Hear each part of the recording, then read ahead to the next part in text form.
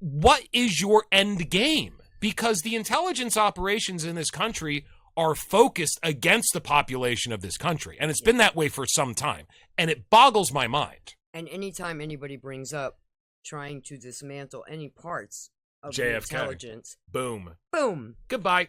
see you later, and then look at everything they did to cover it up. Yeah. Magic bullet. Yeah. You had that magic bullet, then you had Jack Ruby just walk into the police station, just shoot Osborne right in the head on TV. Yeah. You know what I mean? Yeah. And again, Jewish mob. Mm. Jack Ruby. Okay. I didn't know Jack that. Rubenstein. Okay. Jack Rubenstein. Is that right? Okay. Not saying anything. By the way, the New World Order stands with Bibi and with Israel. We love Israel. We love Israel. Gotta love. Give me money. People. I need your money. Put your money in my pocket. I like money. Yes. And it always seems to like link back that way. But I mean, I would say the we behind the scenes, the they, it's probably from everything I'm seeing, it really does seem like esoteric occultists. Yeah. You know, what their end goal is, like Peter Thiel's big shtick has been the last few years, he's fighting the Antichrist. I know. Isn't that weird? So you're creating all this AI and technology to fight something that hasn't even appeared yet. I don't understand that. Tim Dillon's on every podcast talking about this guy going, I think the reason why he's obsessed with the Antichrist and he knows so much about him is because he is the Antichrist. Mm-hmm.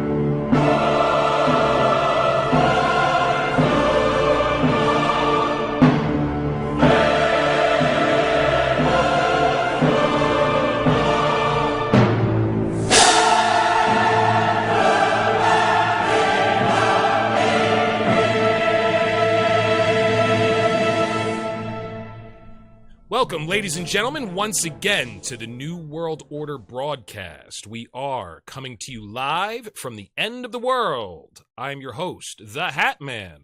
I am joined in the studio once again by Harry, the Tax Man. And we are joined once again by Theresa DeLalo. Did I say that right? Delesio. Shit.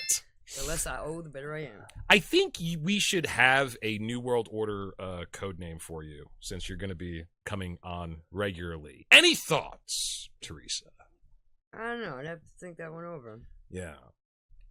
I don't know. I made my brother's New World Order moniker, which was Talking Head number 6. And basically, Talking Head was just like, because I already know what you're going to say before you say it. You're basically like an establishment figure, you know. Yeah. He goes, yeah, but why number 6? And I said, well, that way you have room to improve. I can promote you. So he worked his way up to number 5. And then I was doing this bit with Dr. Finkelstein over there. And yeah, Harry remembers. He was like so disgusted. He absolutely derailed the entire bit. And I was like, you know what, dude, you got to get a sense of humor. You're demoted. You're back to number 6. Fuck off.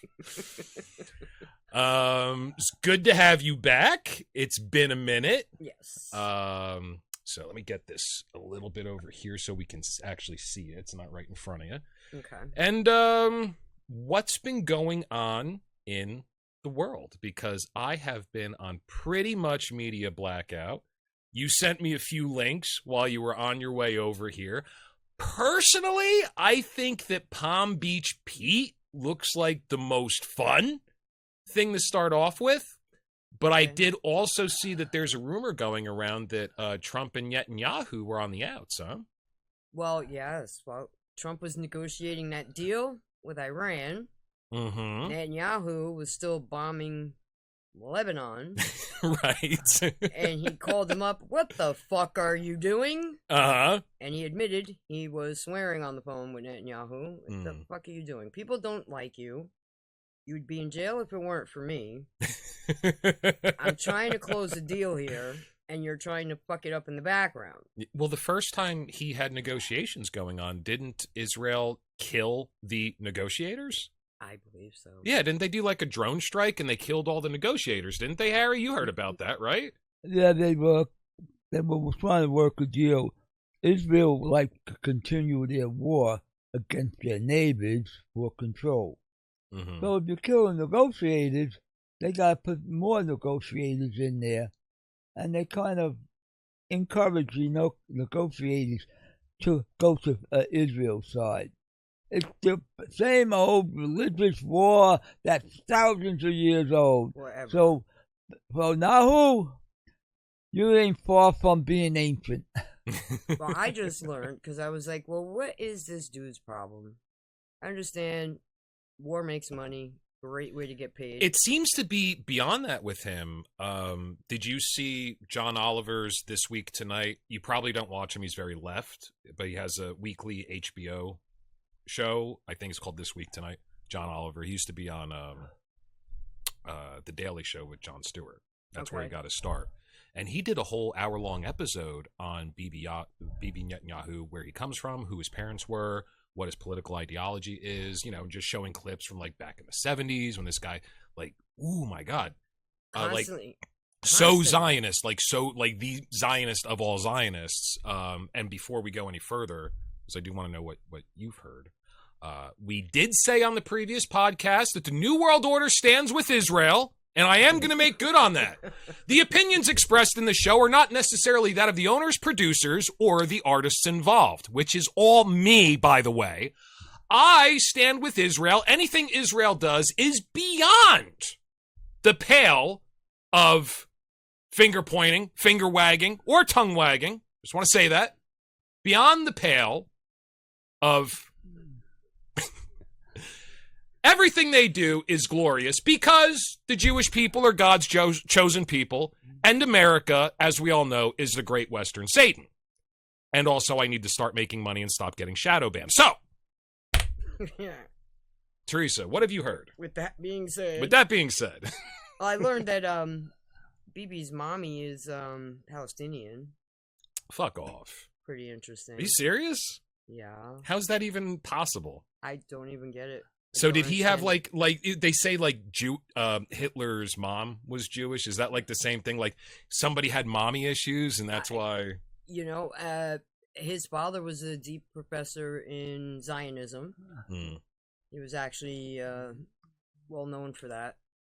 So, but how do you become a professor in something that's not even supposed to be real? I mean, it's supposed, like the Protocols of the Learned Elders of Zion is supposed to be a fake document.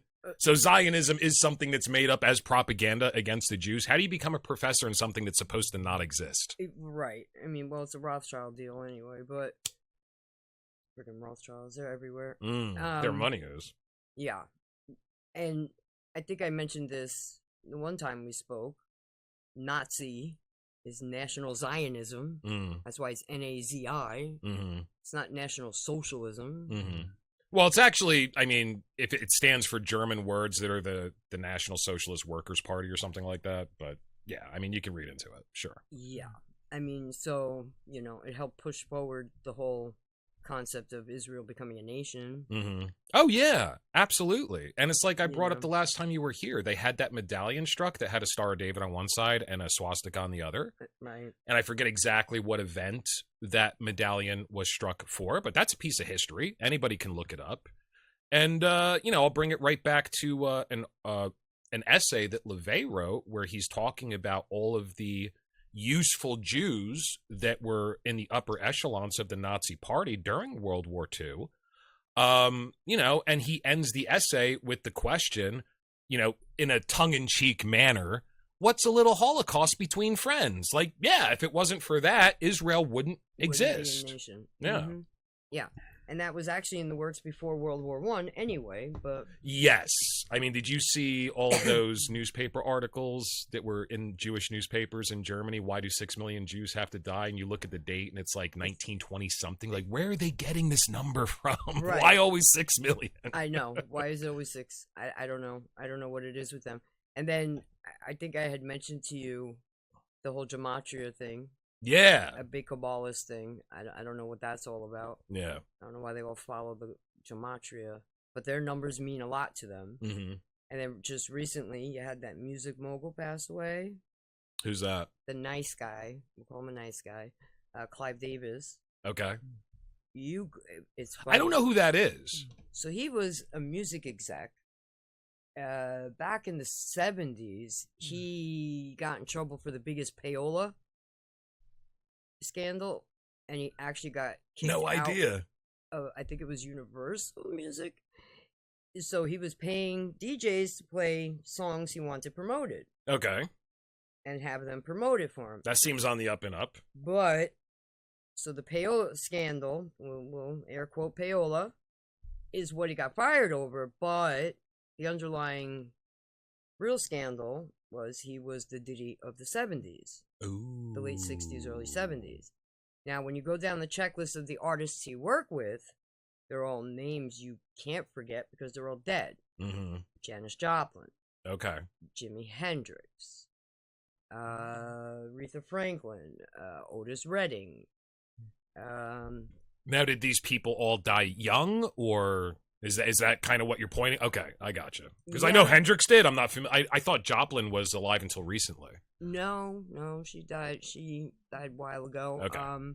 Actually, they made a movie loosely based on her, The Rose, with Bette Midler, Okay. back in the 80s. Okay. But so now the 22nd he died, and he was Diddy's mentor, by the way. I had no idea. And he helped to finance Bad Boy Records. Okay. So Diddy could start his own label. Interesting. And it's no big secret that Diddy asked for that favor on his knees.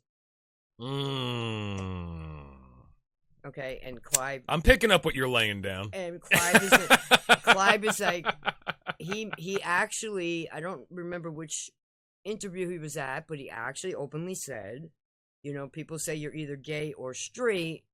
Well, I'm just letting you know there's an in between, and that's where I sit. Yeah, I I'm think I saw something like that on the internet. Yeah. Yeah. I didn't know who it was. So typically these people, 93 is their number. Mm-hmm. I don't know what that's all about. It has something to do with as above, so is below. It's something like that. Okay. But weirdly, he died at 94. So they let him go a year. But usually the ones that are involved in all this puppet stringing shit have 93 around them somehow. Yeah. And it was just weird when I watched the one show and they were like pointing that out. Okay. And typically in order for you to move up in the industries, either Hollywood or music, there's usually like a sacrifice that occurs. Okay. Or they call it a sacrifice, like Kanye openly said, I sacrificed my mom to get to the level I'm at. Okay. And how did his mother die? I mean, I don't even know. Okay. I don't even know. It's a weird thing to say either way. It very strange. Yeah.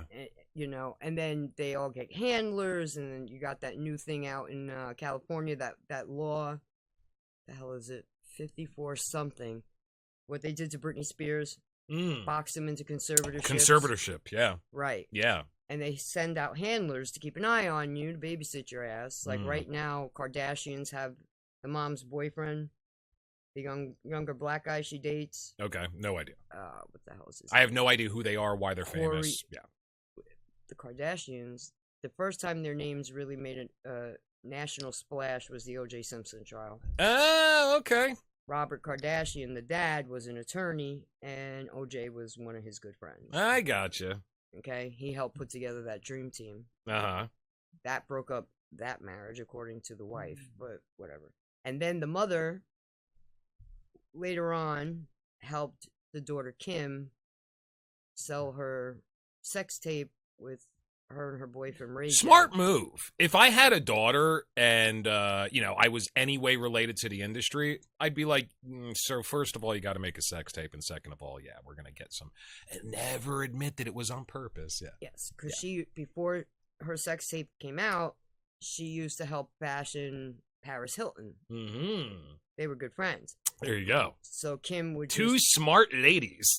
Kim would put together Paris's outfits and everything, and then a leaked sex tape came out of Paris, and then Paris blew up. Yes, she did. And then along comes Kris Jenner. Well, hey, you're dating a black musician. Hey, we can cash in on this. Of course, she denies that she had any involvement, but the young black man who's now a rich, famous musician himself and producer and everything else, Ray J, he came out and he was like, no, we did 4 takes on that. So, and Mom was there directing us. Oh my God, that's creepy. So, and then mom put it out on the market and negotiated it. Oh shit. Yeah. I wonder if she like had help editing it. Like, your ass don't look good from that angle. Jesus Christ. I don't know, because shortly after all that, she got a booty implant. Kim. Yeah, she looks like she's wearing like a stuffed diaper at this point. It's really creepy. They're all creepy. Now, I mean, They're if they all have handlers and they're in like some sort of weird conservatorship thing that the industry sets up for them, which frankly makes sense because all of these people that are super famous, especially starting out when they're young, they all end up going off the rails, like big time. So I can see why the companies that they have contracts with would insist upon that type of situation. Who the fuck is keeping an eye on Madonna? Because she looks like somebody beat her face up with a fucking baseball bat and said, "You look gorgeous. Now go make a bunch of videos." Who's keeping an eye on that bitch? Now her Madonna culture YouTube page, it keeps popping up in my feed. And it's like, does it? Rocking the house. And I'm like, rocking the house. Oh, okay, I'll bite. I hit play. I'm like, what the fuck is that? She puts her leg up over plexiglass, can't move, can hardly get it back down, walks over while the dancers are moving around. Rocking what? Yeah. Rocking what? Wearing lingerie that's too saggy. Yeah. Like they forgot to put her fucking Depends in there or something. Oh my God. Like, I don't know what the hell's going on with this chick. It's so she weird. Needs to pack it up, pack it in, and go back home. Dude, you had a great career. Go home. Really, really, you know, even as a straight man, I can say great career. By the way, if you ask any man what's your favorite Madonna album and he says anything other than I've never listened to one, you've got a gay. And I stole that from Family Guy. But yeah, even as a straight man, I could admit, great fucking career. And actually, I do have a favorite album. It's the one where she got all like witchy and stuff. And I was like, that's actually a good song. What's it called? Frozen, I think. Oh. Not the Disney movie. She wasn't my thing. I was more into Cyndi Lauper. Yeah, Cyndi Lauper's fucking cool, man. Sin was my shit. Yeah. I even cut my hair like her the one day. My dad's like, "Oh, your hair looks cute pulled over like that." I'm like, no, it's gone, dude. You're about to be grounded. It's cut. He's like, "What the fuck did you do?" Yep. Ellen! That's how like, dads boy. are. Yeah. Yeah. Ellen! It's like when I got my nose pierced. You got a gold booger sticking out. I'm like, let me clean that off for you. I'm like, oh, God. Yeah. Please don't. Yeah. But I don't know what's up with that. Dude, woman. so I mean, she looks like she had. You remember the Reebok pumps where it had like a pump on the tongue and your sneakers would pump up? Yeah. Looks like she probably has one of those buttons on the back of her neck or something, and she just overinflates her face every time she. It's really weird looking. I don't know. Who told her that's good. I don't know what surgeon looked at her and said, "You know what? Let's pump you up to look like one of them old baby dolls." Like from the 30s or 40s or something, and that would look great on you. Yeah. Like, I don't understand it. Yeah. So, point being, not everybody gross. Gets a team of handlers, because she obviously has none. I don't think that Madonna is a loose-lipped person, and even if she were, I don't think most people take her seriously, honestly. I mean, if you look at her, like now, they kind of let Britney Spears do her thing, because she does all this weird shit on now the she's internet, doing a lot of weird shit and they're just again, like, yeah, she's a nut. Yeah. So now they could just write her up as being a nutbag. Yeah. Maybe she's like no longer commercially viable, so they're just like, all right, hands off, fuck it, let's see what happens. Yeah. I mean, I don't know. we have already portrayed her as a lunatic anyway, so nobody's going to take her seriously at this point. Yeah. Because she just came out recently and was accusing a bunch of people of doing a bunch of shit. A bunch of weird shit, like Epstein-style shit to her. So... Well, and nobody's going to take it seriously. If you watch that Nickelodeon documentary, I mean, I don't know, man. Them Disney kids all fucked up. Yeah. Like, she was with Justin Timberlake, and they kind of forced her into the abortion because she had gotten pregnant. I didn't know that. Because both their careers were just starting to really take off. They were early teens or whatever. They were engaged and everything. And they kind of broke them up. Okay. Set them on their different paths. Interesting. Kind of screwed her up a little bit. You know, he doesn't seem like it had screwed him up, but now he's getting a whole shit ton of DUIs. Yeah. There's also that rumor about Selena and Justin Bieber. Okay. What's the rumor? That they had a child, and then everything fell apart afterward. Okay. Both their trajectories, as we know, skyrocketed. Now, I mean, I can imagine that, you have an agent that stands to lose or gain a tremendous amount of money depending upon you making appropriate decisions for your life and your career, because people in America, especially, do not have the ability to segregate their opinions of reality from artwork. Mhm. They really don't. Like the guy who played King Joffrey on Game of Thrones, I mean, he couldn't go to red carpet events because people were literally throwing shit at him and booing him. Thinking he was the character. Yeah, because he played a really ruthless, evil, fucked up character on Game of Thrones. So, I mean, if you're an agent and you understand that's the way the public is, Tom Cruise has to be squeaky clean. He's got to be an action hero. We got to tell everybody he does his own stunts. Reality and fantasy have to be like the same thing. That's the way you make the most money. So I could see some agents starting to get heavy-handed with their clients and being very manipulative if they're good at their job, and ensuring that these two break up, this is no longer good, or so and so gets an abortion, we're going to make more money if this happens. But I mean, as far as like this whole systemic cabal of, I don't understand why, the sacrifice. I don't understand why power and nepotism seems to go hand in hand with child exploitation. So I'll give you an example. You left over some documents the other week, and I've been reading over them. There's I'm so old school with my printouts. Yeah. Well, listen, I'm here in the compound with Harry. I'm used to it. Harry's a big printout guy too. Mm-hmm. I probably got more paper than her. He has libraries of books that he's printed out from his computer. You should have your own Dewey Decimal System. Like, seriously, he's got a room full. Yeah. But I'm looking at. That's my administrative assistant background. On there top you go. Of printing, So I'm looking at the Q drops, and what's the thing? Like they're going over. This is after one of the Q drops, or maybe this is a Q drop. I didn't go to the end of it and see if it was signed by Q. My phone. Oh, it is signed by Q. So yeah, it just lists like, I don't know, maybe 50 people who are in very high political positions that have committed sexual acts against minors. It's kind of like that thing. So let me put it this way. Anton LaVey said, there's going to come a point where somebody does commit a murder and happens to have a copy of the Satanic Bible in their hotel room. What are we going to do then? But it's kind of like the thing like, okay, but if somebody commits a murder and they have like a Gideon Bible in their hotel room, nobody's saying this is a Christian murder. You know what I mean? Mm-hmm. It has to do with, is it part of an ideology, or is it just something that happened to somebody who prescribes to that ideology? But this list is far beyond the realm of coincidence. I mean, Democratic California Congressman Tony Cardenas is being sued in L.A. County for allegedly sexually abusing a 16-year-old girl. Democratic New Jersey State Assemblyman Neil Cohen was convicted of possession and distribution of child pornography. Republican anti-abortion activist Howard Scott Heldreth is a convicted child rapist in Florida. Republican fundraiser Richard A. Del Gaudio was found guilty of child porn charges and paying 2 teenage girls to pose for sexually explicit photos. I mean, this is on and on.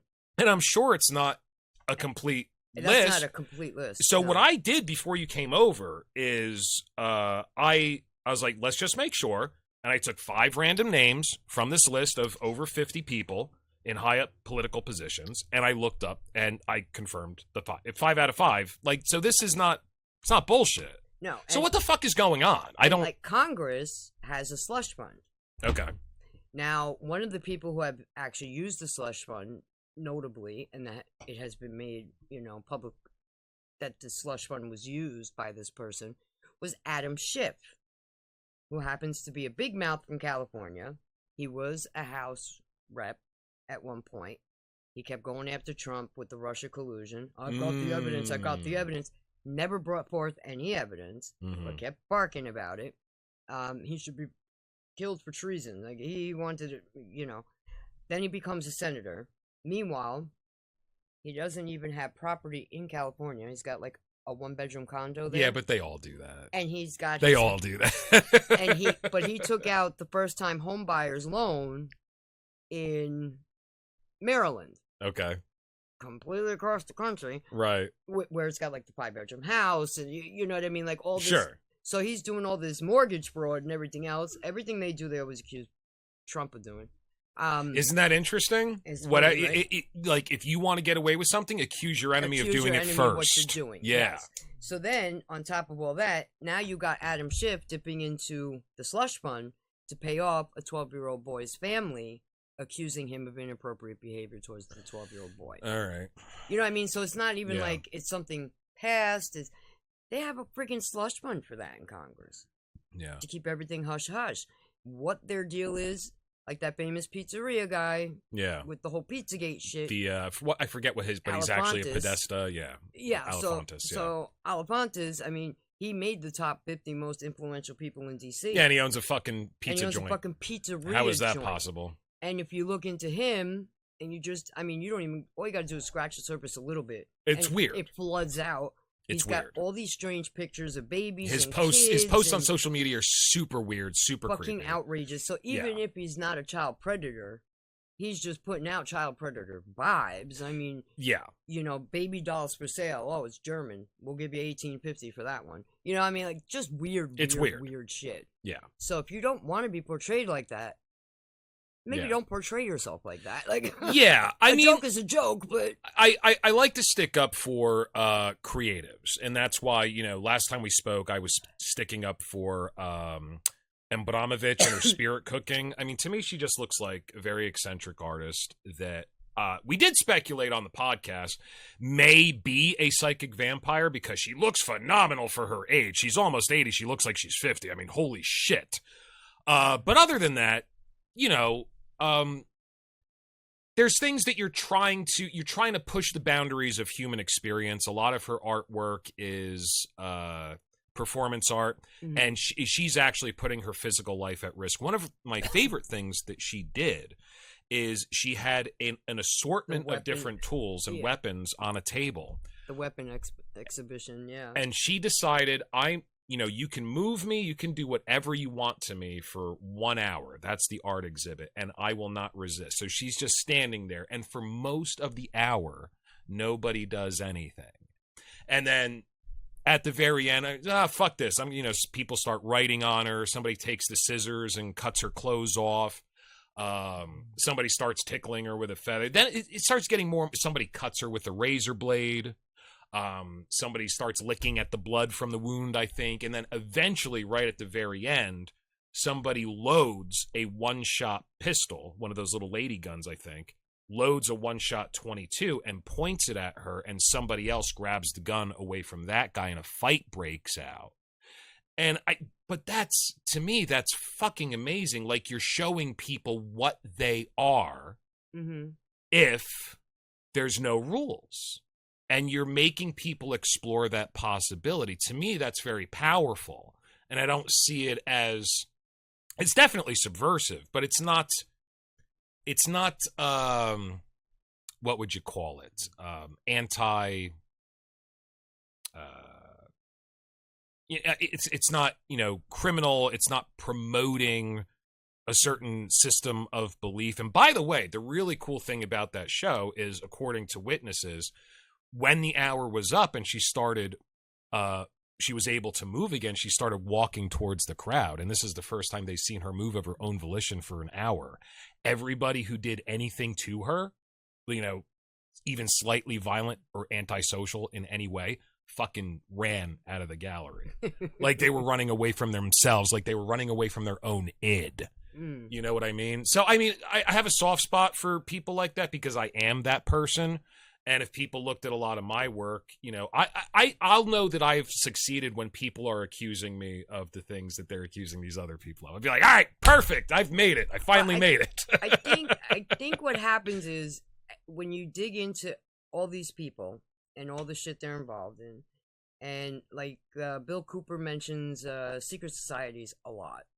He's like, that's who actually runs everything. Who's Bill Cooper? He was the big conspiracy theorist back in the 1970, 1980. He got killed by the government. He got killed by the government for a tax warrant. Wait, like legit got killed by the government? Like Yes, nobody's they went questioning to his this? farm and they killed him. They literally drew him off his ranch, like out of his driveway, and opened fire on him. Jesus Christ, I got to look this guy U.S. up. Marshals Okay. and who was there? The U.S. Marshals and the FBI. There was FBI and because they were there to serve him with a tax warrant. but he was an intelligence. Oh, that's why Harry knows about it. I got He's it. an intelligence officer for the Air Force, and he ratted out a lot of shit that the Air Force was doing. He figured since he got the clearance, he was going to dig into like the alien bullshit. So he was a whistleblower. Yes, Oh, and what he big uncovered time. had nothing to do with aliens. Okay. He's like, that's a psyop. Here's what's going on. Okay. And these secret societies, that's where we learned about Skull and Bones a lot. Really? Freemasons, and he exposed all that shit. Well, going everybody on. knew the Freemasons was a thing, but Yes. I mean, Skull and Bones for a long time, that was like Area 51. That was like, no, it Hush, doesn't hush, exist. hands Yeah. off. He mentioned all the former presidents that were involved in what secret society, who knows who, and how they're entangled, and he was uncovering like this big web, kind of like the octopus guy I told you about. That was a great documentary. Yeah. The And Octopus Murders on Netflix. Go watch it. that is very interesting. This poor guy, just from uncovering truth and facts. I mean, But I mean, towards the end of the documentary, it looks like he's a victim of counterintelligence. Because that's the way counterintelligence works. If you're psychological warfare, you not only give a bunch of lies with the truth so the person can't tell what's what, right. you also lead them down rabbit holes that they're going to encounter more of the same, but you also make sure that they stay engaged, which almost seems cruel. And I they know. did that once he started to disengage. He had that one motherfucker that he picked up from prison call him up and be like, you have to get back into the story. People are dying. They're covering it up in the news, trying to pull him back in. Mm-hmm. It's like that one other dude I told you about too, Mike Hastings, uncovering McChrystal and Flynn and what was going on with their psyops that they were playing over in Iraq and Afghanistan. And then all of a sudden, I think it was a Mercedes or BMW comes flying down the street, phenomenal speeds, crashes into a tree so hard his friggin' engine ejects from the freaking car and blows up. Jesus Christ. Like, and earlier that morning... Was Renee Good driving? Huh? I said, was Renee Good driving? So he actually knocked on one of his neighbor's doors that morning and said, can I please borrow your car? I think they're tampering with my car at this point. Yeah. There's something weird going you told me on. the story, yeah. And the neighbor was like, no. And then later that afternoon or evening, he's gone. Yeah. And he was uncovering a lot of government shit going on too, Mike Hastings. Like it's Mike Hastings. every okay. time people come near the actual truth, not they stop hitting them rabbit holes in those dead end signs. That's what seems to happen to them. Okay. Like that's what happened with Bill Cooper. Bill Cooper in June of 2001, he said, listen, CNN just did an interview with Osama bin Laden. So you're telling me this young schmuck and a cameraman were able to find the world's most wanted friggin' terrorist hidden in his cave and his network, but the biggest agency in the world, intelligence agency in the world, with an unlimited budget, couldn't find him. Nobody could find him. He's like, I'm telling you folks, something's coming, and they're going to blame Osama bin Laden for it. Yeah. I promise you it's coming. I give it 8 to 12 weeks. Yeah. And boom, September 11th. September 11th. Well, and I told you about the guy, what's his name? Fucking Russo, the guy who did... Aaron Russo. Aaron Russo. He used to be friends with one of the Rockefellers, and I told you about the conversation he says he had with one of the Rockefellers. Wait and see what happens. These, after these buildings go down, they're going to be looking for people in caves that don't exist, And Aaron Russo goes to him, why would you do this? You're going to hurt a lot of people. And this is when he stopped being friends with the Rockefeller family. This guy goes to one of the Rockefellers, goes to him, what do you care about the people? Look after your family. Look after your own interests. Right. Let us do what we're going to do. Kind of, shut up. Yeah. Yeah. But I think what all those people have in common, and they like to blame Satanism, I think it's occultism. It's a form of occultism, and that's why you get the sacrifices. Because if you go back to the ancient art, interesting. Because even Freemasons are linked to the ancient arts back in Egypt. A lot of them come back. Oh, yeah. They're all ancient arts. Well, that the Freemasons, the Rosicrucians are, they're linked directly to the Knights Templar. The Knights Templar obviously held on to their traditions and put them into underground organizations before they were destroyed and abolished by the Pope and the King of France. Well, that's definitely. I mean, and that's where these traditions come from. It's the same thing as Nazism, like I said last time.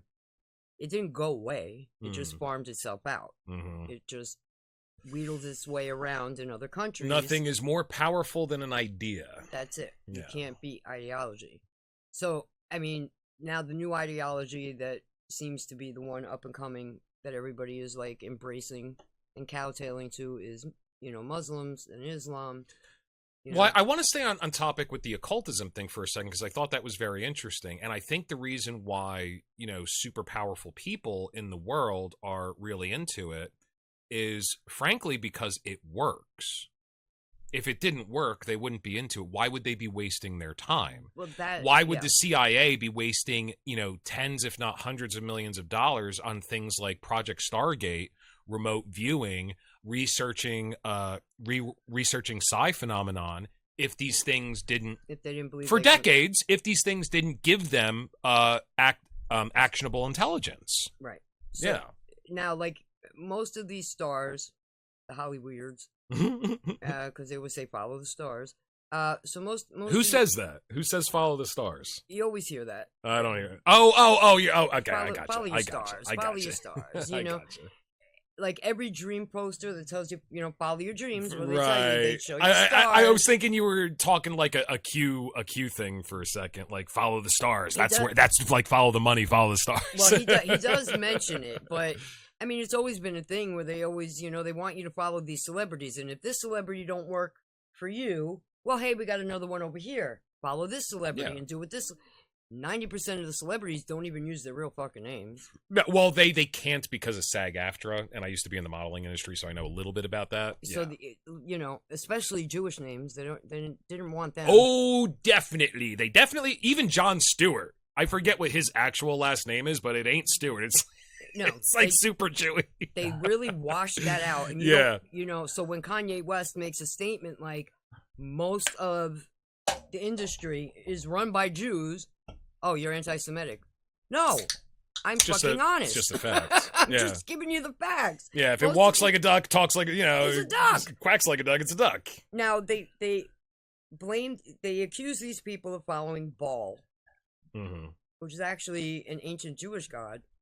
Yes. So, well, it's not a Jewish god. It comes from Jewish writing. I think it was Babylonian, wasn't it? Baal. Well, I think Baal started like Mesopotamia, so that would be like Babylon. Okay. But Baal, I'd have to look it up. Baal worship is actually even in ancient Jewish tradition. Is it? It was a thing. Okay. And one of the things they would do is they would sacrifice children. Mm-hmm. Yeah, Baal is linked to Kronos, the god of time. So what they would do, it was symbolic. Sacrificing the children was, I say symbolic, but they were actually sacrificing children. Doing it, yeah. Bohemian Grove, the cremation of care, that's symbolic because that was an effigy. But the sacrifice of their actual children was supposed to be symbolic of sacrificing the future for the wealth of now. Right. And if you look at everything that our political and power political elites and our power brokers are doing with the world right now, that kind of starts to ring a little true. Yeah. Sacrifice the future for the benefit of now. How much? Almost $40 trillion in debt? Yes. Isn't that sacrificing the future for the benefit of now? Eating up all of our natural resources with these data centers so that we can have unmitigated power, so we can create a digital god through artificial general intelligence. Isn't that the sacrifice? While our infrastructure is crumbling and the homeless epidemic is out of control and nobody can fucking get a decent job to buy a house and nobody has health care, isn't that the sacrifice of now for the sacrifice of the future for the now, You just rang a bell in my head. It's now they're actually having anti-homelessness laws now put on the book in most states. Anti-homelessness laws? Yes. How are you dude? Who's the person who said the only crime in America is poverty, because they hit the nail on the head. I don't even know. It's a great quote. I will tell you, I watched a video with Clint Eastwood speaking a few years back. He was talking about like the sham of Barack Obama, and Yeah, he's not a fan. how we need like new leadership and whatever. And that was one of the things he said. He said, "You want me to cry over that ridiculousness?" He's like, "How about we cry over the greatest nation in the world having 23 million unemployed people? Yeah, let's cry about that. Yeah, That's something to cry about." At this point, you know, you can say this is the greatest country in the world, and you can stand up at a gun show that I go with Harry to, and everybody's standing up going, "I'm proud to be an American, where at least I know I'm free." Okay, by what metric is this the greatest country in the world? I mean, what's your yardstick? You know, like, how? Yeah, and Maybe in the 50s, maybe. Not now. I mean, what they have done is they have loopholed the shit out of our system to the point where they get away with whatever the fuck they want. Right. And like I said, like we hear about George Soros all the time. Yeah. But do you think that's a psyop, or do you really think that he is that nefarious character? Well, he has said himself, out of his own words. I know he's left. He's obviously socialist. You can't be purely socialist and be that rich. You know what I mean? Well, when it comes to George Soros, he happily helped the Nazis, and he says he would do it all over again when he was young. Well, as far as selling out his own people to bank for the Nazis, we did look into that when my brother was still on the podcast, and if that's true, he was the youngest banker in history because he was only about 16 or 17 or 18 when World War II ended. Yes, he said he started. So maybe his father did that shit, but he didn't do that shit. He was about 14. Oh, come on. That's when he started turning them in. He had no problem helping them turn them in. Okay. In what capacity was he doing this at 14 years old? Well, he said, according to him, he said he was telling the SS soldiers who were Jewish in the area, which is really weird because he's one. Okay. Does it ever strike you that maybe this is a bunch of bullshit? Or, I mean, is there video of him saying this? I mean, you know what I mean? Like, because to me, this personally seems far-fetched. I would almost bank on the fact. Now, George Bush's grandfather, Herbert Walker Bush, Prescott, thank you, laundering Nazi gold. No, that's a fact. He was trading with the Enemies Act. He was convicted. That is a fact. That's how they made a lot of their money. That family. I would dare anybody to challenge that Soros probably robbed a lot of the Jewish homes of the Jews that were dragged out. Okay. I would almost guarantee it. Because one of the big things Nazis loved doing was robbing all their shit, their gold, their paintings, their everything. Well, hey, listen, if you take a very affluent population center and you say, now you're no longer people, by the way, now you're free to take all their shit. But you know what's interesting? There weren't even that many Jews in Europe. Not enough to justify that figure. And we talked, that figure was cropping up in Jewish newspapers in the early 1900s, which is a little sus. A little sus. Yes. So by the way, Israel, I love you. Everything you do. Just want to, New World Order stands with Israel. We stand with Israel. Yeah. So they had an IDF officer during the negotiations of Iran when Trump was sealing the deal. Former IDF. What's IDF? Clear it. That's their military in Israel. Okay. The Israel Defense. In Israel Defense tactical drug. Something. All right. IDF. I got you. Yeah.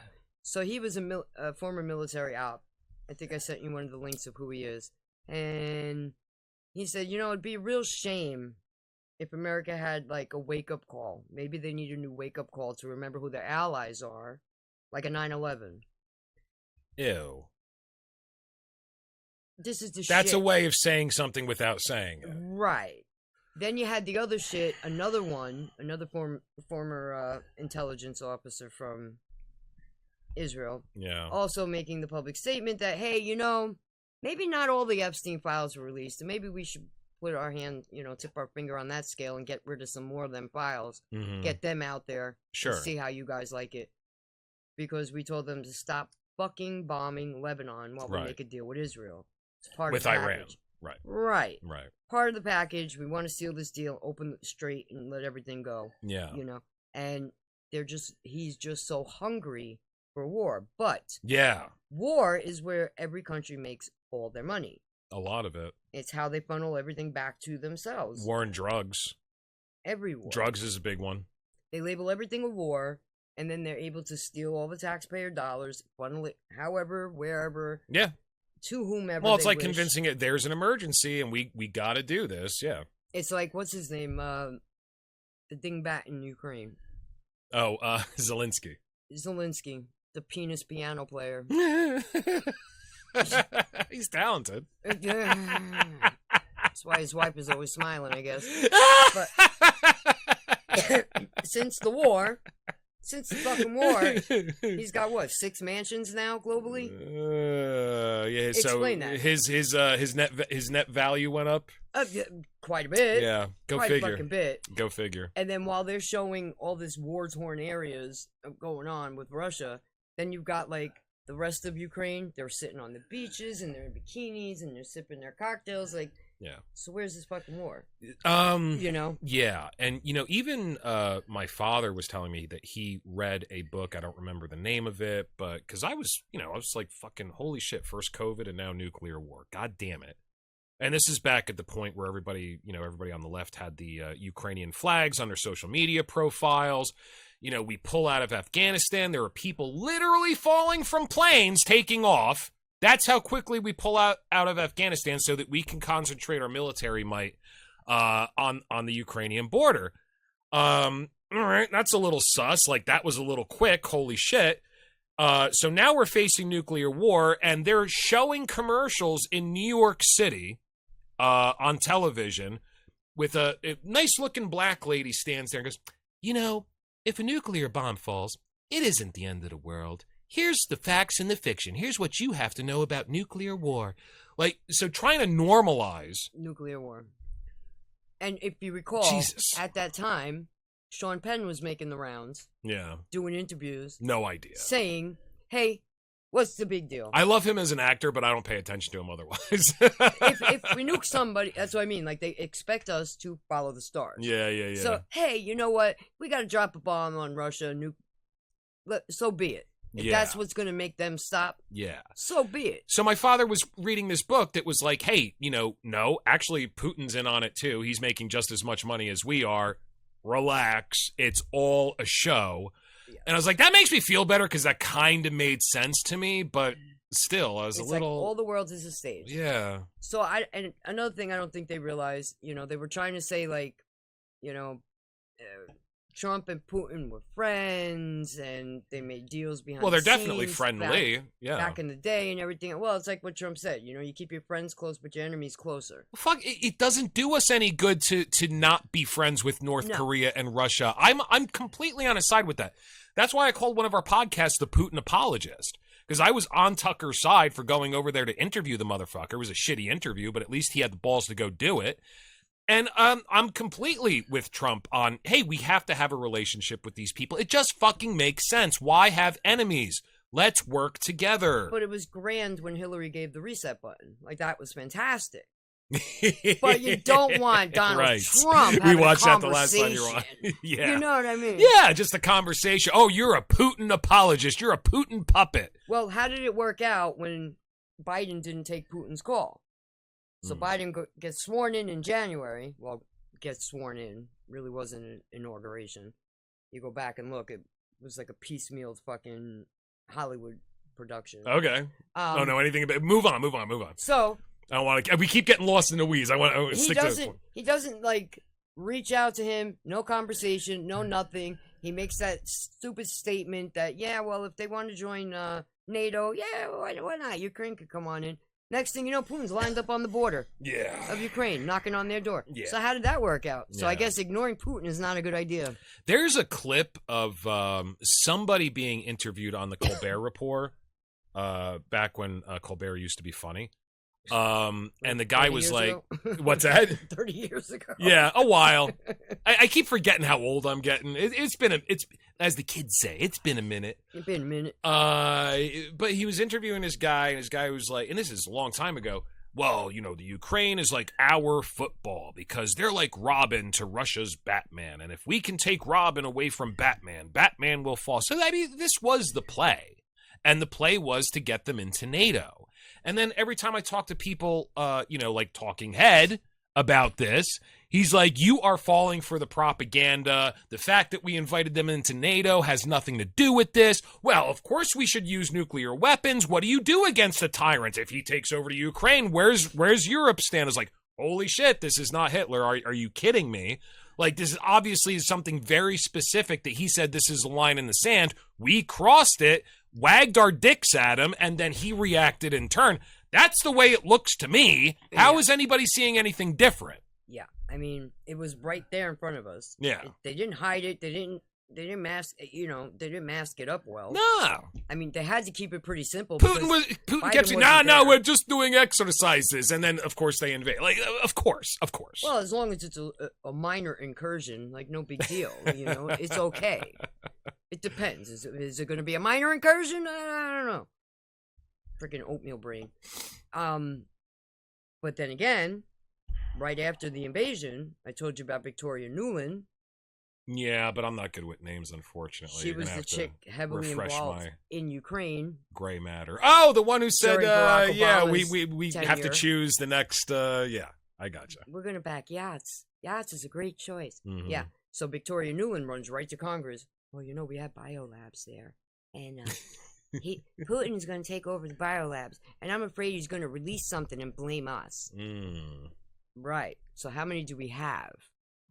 A lot, apparently. I knew of 23. Yeah, I was about to say a little over 20. Sweetheart, there were 23 in the 90s, which is why we helped to annex them from Russia so they couldn't use it against us, and we were supposed to shut it down. Mm-hmm. No, it's more than doubled in Ukraine. And this was, these were gain of research labs, just like the one in Wuhan, I'm assuming? They're all level 4s, Yeah. so that's Yeah. your high level. Yeah. Now... Do you know Fauci had anything to do with offshoring that to Ukraine as well as China? Because Obama made it illegal for gain of function research in the United States. So Fauci was just like, okay, I'll go to China. I'll just move it somewhere else. But he doesn't. You notice he very carefully doesn't call it that. Oh yeah, no, he denies that that's what it is. And he told what's his face, who's actually a doctor, Rand Paul. Yeah. You don't know what you're talking about. You're not a scientist. If you deny Dr. Fauci, you're denying science. Like, oh my God, shut up, you little fucking meatball. Shut up. How dare you? Fucking last time you were in the lab, instead of running around town sucking. It's called scientism now. It's a fucking religion. Science has nothing to do with it. Just join Scientology, get over it. Xenu. So now the underground philosophy, because ODNI. Tulsi Gabbard on her way out the door. What does ODNI stand for? The acronym is interesting because every time I look at it, I think the word Odin, and I'm wondering if that's on purpose or if I'm just a big nerd because I love Norse mythology. Me too. But what's the acronym actually stand for? ODNI. Office of the Director of National Intelligence. Okay, gotcha. Yeah, and by the way, side note, I had a dog named Thor. That's how I went to. Oh, did you? Yeah, Nice. I love Thor. But she, on her last day in office, she declassified all of the COVID files they had. And how Fauci was running to intelligence agencies, and how he was telling them what the script was, and how they were all converging on that, and how the whole scheme was set up so that when he had that paper published with the, 20-something... scientists that all agreed, no, we're pretty sure this happened in nature. Wasn't one of them a veterinarian?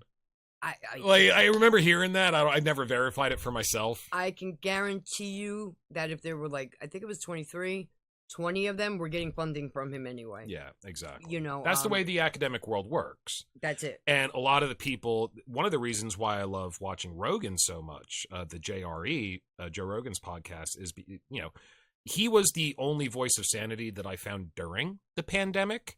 And ever since then, he has been kind of instrumental in exposing through the guests that he has on, most recently Dean Radin. I don't know if you know who Dean Radin is.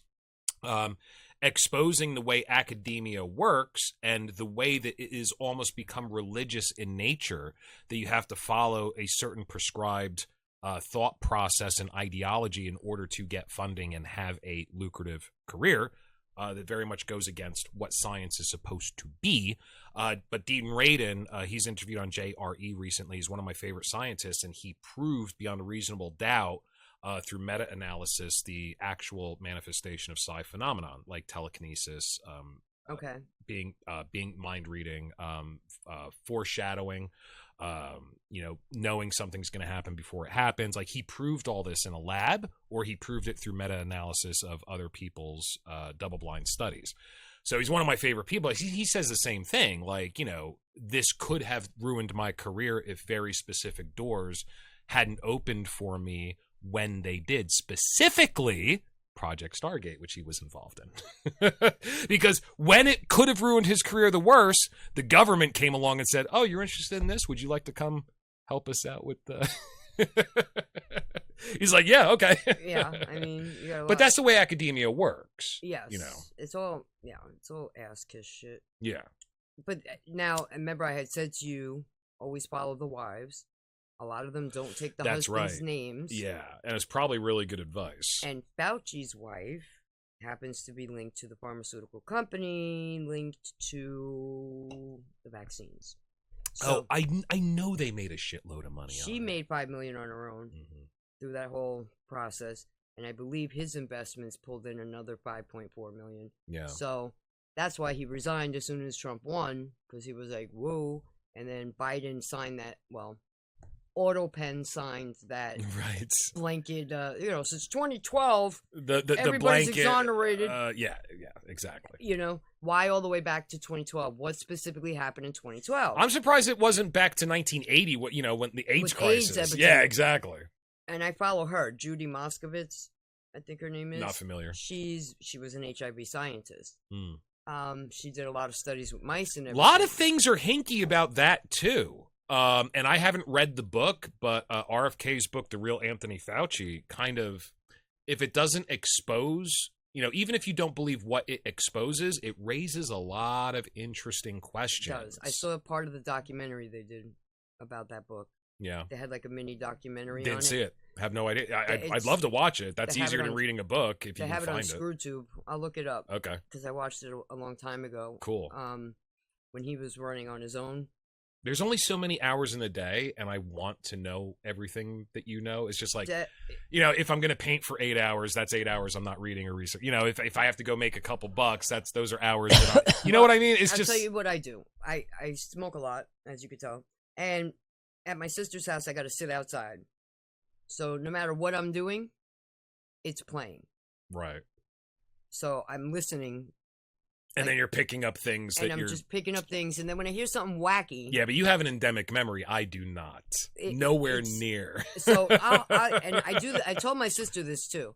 I'm like, when I hear something crazy, I pause the video, and I go and look it up. That's what I was mentioning earlier about Clive Davis. Yeah. So he died June 22nd. So I was like, really? Clive Davis is dead? What? Wicked Witch of the music industry. Let me look this up. So I type in, how many artists did Clive Davis work with who died in crashes? Just crashes. Or accidents, I think I put in. Okay. Accidental crashes. That's how I worded it. Okay. On the 22nd, Google AI is telling me he had an expansive career. The number is numerous. Here are the top. Okay. Okay? So it didn't give you a number. So it gives me like a small list. If you like, we can dig deeper. 2 days later, I do the same exact Google search. Now it can't tell me. It won't even give me that little mini list it gave me the first time. Yeah, Google's AI is telling me none. Oh my God. Now today, I tried it on the way down here. Yeah. Well, there are no direct links between Clive Davis and any of his artists having accidental crashes. That's not what I asked, bitch. Like, what the fuck are you talking about? Not what I asked. You just told me on the 22nd. It was too numerous. Yeah, but it's saying there's no link. That's not what you asked. You asked how many. Mm-hmm. You didn't ask if there was a link. All you did was ask how many. So it's like preemptively assuming you're going to make a causality connection, and it's trying to short circuit that right out of the gate. AI, that's not its job. Its job is to give you the information that you're asking for. Yeah, exactly. Yeah, exactly. So that's another rabbit hole in and of itself. Clive Davis, he's another one. Also, Google Gemini.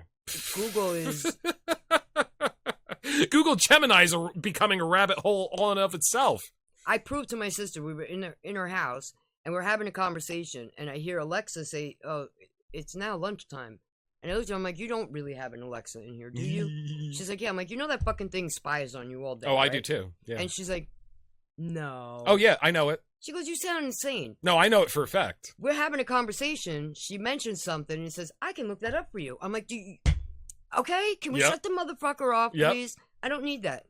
And I only mention that because Friday, we went down. My sister bought a trailer. So we went down to move it into the spot she wanted, and we were trying to pick up her old trailer from her flea market. Okay. And she said, "Okay, Sunday we'll come back down and we'll do this, we'll pick up And the it white one." automatically It set up added a it to my fucking reminder. It added it to my fucking calendar. Holy Midnight shit. it went off. Pick up trailer today. I'm like, you gotta be kidding me. shit. Wow. Yeah, I keep my location off. I don't want them. Nobody needs to know my fucking location. Well, I'll notice I start getting ads for things that I'm just talking about. I'm getting them for things I'm thinking about. That's because the algorithm is getting really good. I was like, what the fuck? I was like thinking to send my son a link to something. Yeah. And I was like, oh, maybe later. Next thing I know, boom, there's a bunch of ads for it. I'm like, you've got to be kidding me. In my defense for having an Alexa, because I'm 100% on board. I know it's doing that, but so is my smartphone. Mm-hmm. You know, my defense for having this shit, Harry, because Harry's brought this up before too. It's an open act of defiance. You want me? Come get me, motherfucker. Here I am. I'm not. So I mean, it's kind of the same thing. Like, hey, listen. I know you're spying on me. You can say you're not as much as you want, but I know you are. Yeah. So, but I'm not gonna like live in fear. You know what I mean? I can't cross that threshold either. Yeah. You know what I mean? I'm not gonna crawl under. If I'm ever talking about something really sensitive, like when I murder people, oh shit, I forgot to turn her off. You know, if I talk about, where I buried the bodies, I unplug everything, and make sure my cell phone is outside the house.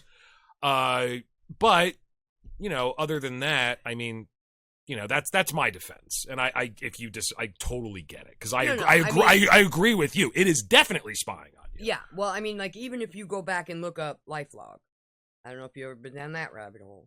No. So, Barack Obama, everybody knows about the Obama phones, right? Yeah. You get any sort of federal funding at all, medical or otherwise, you're entitled to a free cell phone. Why? Because they can spy on you?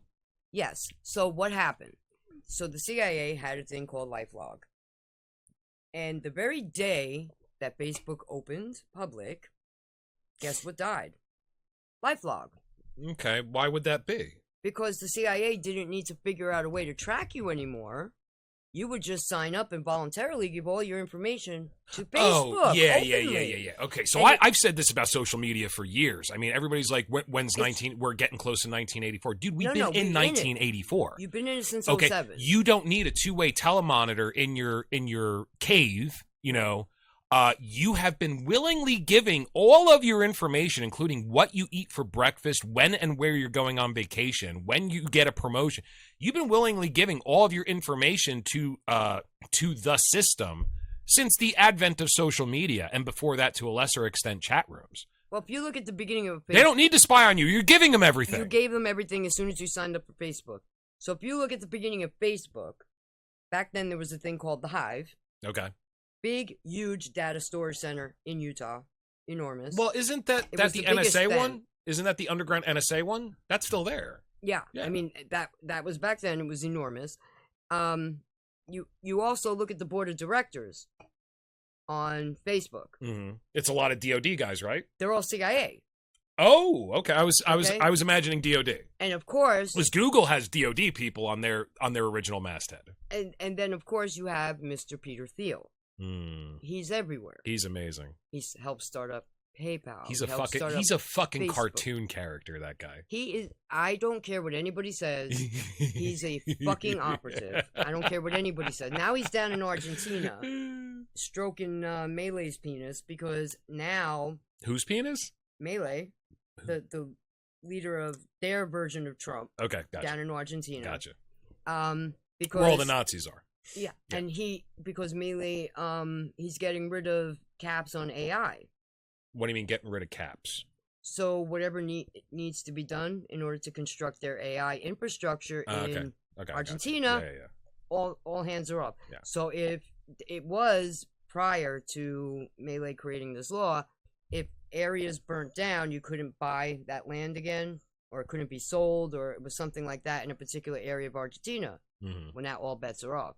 So now, if there's a sudden wildfire, where right after Peter Thiel goes down there, oops, there's a wildfire. Now that land can be sold for AI purposes. And now who's there knocking on their door? Hi, it's Peter the Reptile Thiel. Here I am. Well, Harry, I'm really happy at this point that you and I are members of the secret Jewish space laser program, Goyim Division. Sounds like we're going to have a lot more work for us in the future. Goyim. Yeah, well, I just learned that Gollum, the character, Yeah. that's kind of where the name comes from. The Gollum. No, Gollum Jewish is folklore. also a Jewish word. It comes from a myth of a Jewish sorcerer who made a man out of mud and wrote the name of God on a piece of paper, put it in the mouth of the mudman, and the mudman came to life. That's the Golem. Yeah. Yeah. And then they say that they eventually go back to dust Mhm. after their usefulness is over. Either that, or in some of them, the paper has to be taken out. And because I was like, the one chick was like, oh, this is because the Netherlands just built a big, I think it was Netherlands or Norway, just built a big thing for Schmiegel or Golem, Oh, yeah? whichever one you want to call him. Yeah. And she was like, Schmiegel, if you're disgusting. I'm like, why would Schmiegel be disgusting? Smeagol was before he fell. I was like, wait, what the hell is the difference? They both mean similar things. They both mean like to worm through or The I never looked up Like- the meaning of Smeagol. yeah. That has a I thought it was meaning gonna be to like it? schmegma, and that's why she was saying it was so. It does gross. sound like smegma, yeah. Yeah, I was like, maybe that's what she's talking about. What the fuck? So I'm like looking like the translations and all that. I'm like, what? Why is this chick labeling like that? And then I'm like, look, Old English, it means this, and blah blah blah. I'm Well, like I told you, Token was an etymologist, so he was into all that. he was into all Yeah. that shit. Yeah, it was pretty cool. But I was like, what the hell? These things are enormous. So now Golem or Gollum's head is in, I think it's Norway. His head is almost the size of your house, Harry. They just unveiled it, and it's in a food court in a mall. Why? Why? I don't fucking know. You know, they kind of made him, you know, and here, if you look at that one scene in the movies where he's transforming into Golem, I think it's in the second movie where he goes into like his past and everything. It's like a flashback before the movie starts. I even forgot our own name. Yeah. And he has like regular size eyes, and then he closes his eyes, and then when he opens them back up, they're huge. And you're like, oh, he looks like a rotting corpse except for those giant cartoon eyes. That's the only thing that makes him look like, you know, okay. Like, children can have a plushie of Smeagol because he's got those giant eyes, but... them cute cartoony eyes. Yeah, exactly. That's like the Hunchback of Notre Dame cartoon. What about that?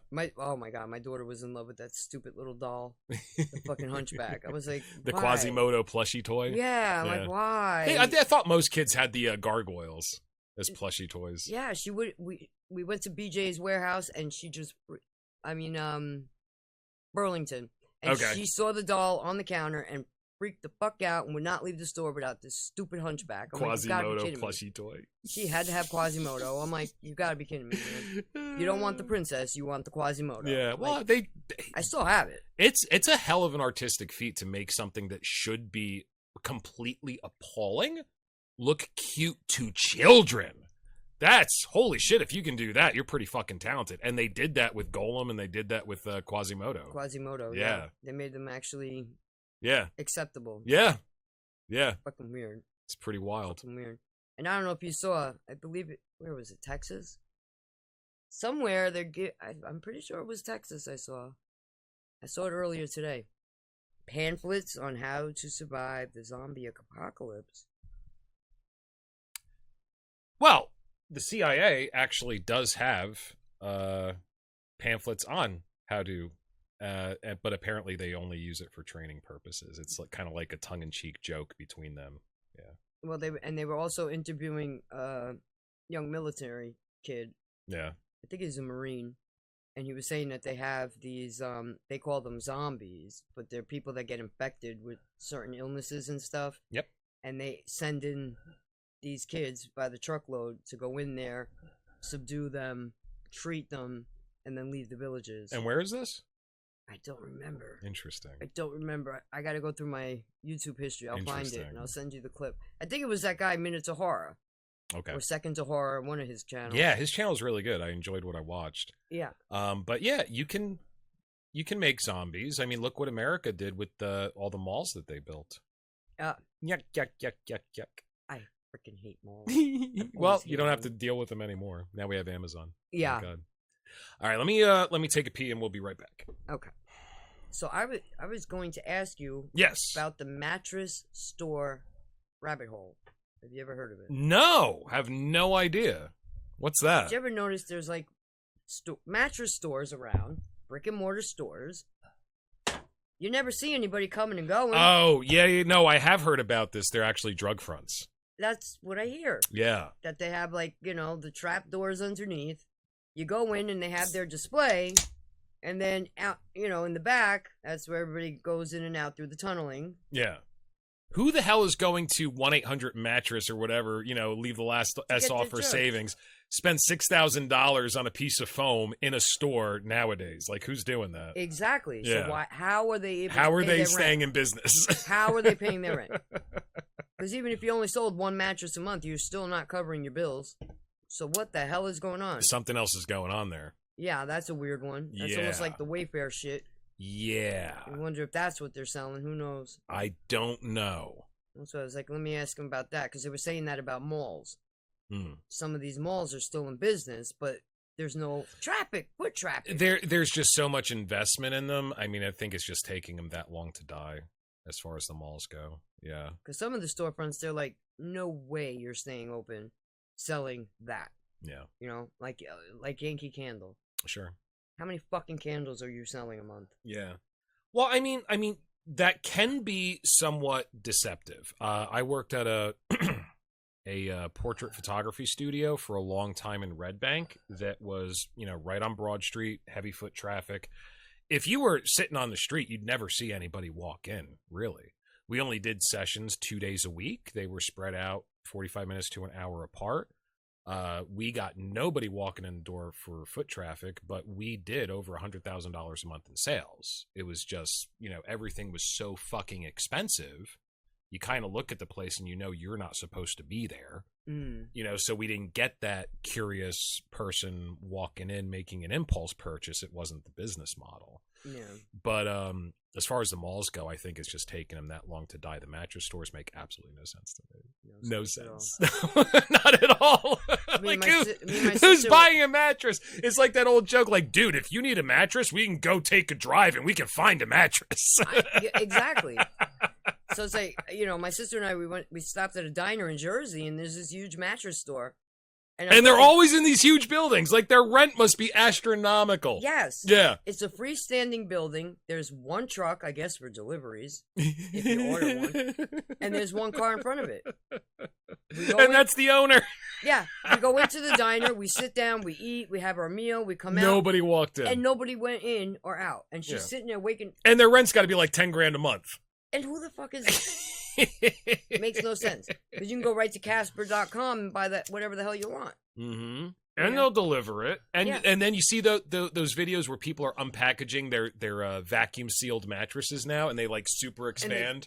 They just like pop open. I mean, Temu's got to be crushing these people, because Temu's got a whole furniture line. They even got pop-up house on Temu. I think I saw that. It folds down. It's only, like a foot thick. And then literally the walls just pop up I snap didn't in see place that. with roofs and everything. Holy shit, that's awesome. They're like $20,000 on Amazon. They're tiny homes, but it's still a pop-up house. Like, what the hell? Yeah. Comes all ready to go. So that was the rabbit hole I wanted to mention. Where was your head at? Yeah, what I was going to mention is I was going to recommend an essay to you. Okay. When it starts getting redundant, let it go, because he does repeat himself quite a bit. But it's called Meditations on Moloch. I can send it to you if you want. Moloch is Moloch's almost the same thing as Baal. Yeah. They're similar. So it's a philosophical essay about why, over time, every society gets worse and worse and worse until it eventually crumbles.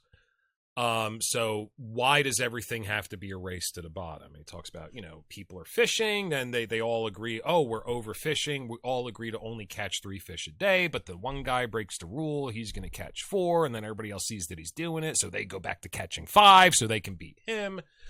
It's an interesting essay, and I do think that, if any of that's going to work itself out, there's no top-down solution for it. Just people need to evolve and cut out the competition primate bullshit. But, after that, so I was going to recommend that you read it. I'll send it to you. But then after that, want to get back to, what this ideology, this power structure is that the elite have, because Harry and I on the last podcast were talking about your data center conspiracies. And the video that you sent, and we were talking about it. So basically, you gave me a question. You said, well, hey, listen, what would need to happen for you to take a look at these data centers? We're not getting the whole scoop. And I said, well, first of all, you have to disprove that the mainstream narrative that we are in an arms race with China for AGI is patently not true. No. Because, frankly, it makes sense to me. And then you showed me this video. I was like, oh, fuck. You really came through, because none of that shit's true. Right. We already have more data centers in the United States than the top 10 countries under us combined. Yep. And China isn't even number 2. So, I mean... It's all European countries, by the way. Yeah. Yeah. Number 2's Germany. What the fuck? Who'd have thunk it? And they're number 2 with like 500. We have 5,000. Yes. And we want to build 3,000 more. I know. One of them is the size of fucking Manhattan. What the fuck are we doing? Kevin O'Leary and his flip-flops, yes. They were questioning him about that. Kevin O'Leary, not sure who that is. He's from the Shark Tank. Yeah. That's right. The Canadian from Shark Tank. Yep. So he's getting attacked left, right, front, and center over the size of this friggin' Utah projected AI center that's going to be bigger than Manhattan, and all the resources he's going to be drawing. And isn't it weird? It's always Utah. A lot of open space, I guess. I don't know. Yes. We don't need all that corn. You would think with it's already subsidized. But you would think with all that Mormons that most of that land be taken up by now, but I guess not. Well, that's something that your friend here, Fritz Springmeier, who wrote Bloodlines of the Illuminati, he obviously fucking hates the Mormons. That's a whole fucking thing. But yeah, go ahead. Yeah, I mean, well, the Mormons are like the perfect example of the 504c3 501c. Yeah, they are a perfect freaking example of that. Because I know the 3C is the one you have to publicly name show your your donors. books. Yeah. The 4C you do not. You do not. Harry taught me that. Which is why somebody like Mr. George Soros, no matter how much he invests, never loses his financial status. Oh, no. Never loses a penny. No. There's ways to do it. Once you have wealth, there's ways to do it. Because everything that he puts out goes into the 3s. Yeah. But come back through the 4s. So what are you thinking, though? The Mormons are in on the data center? Because obviously this is about data collection. Obviously this is about Snowden level, NSA level fucking bullshit. My question to Harry, maybe you can shed some light on this, share your opinion. It's like, I was watching the other day the movie The Good Shepherd with Matt Damon. Okay.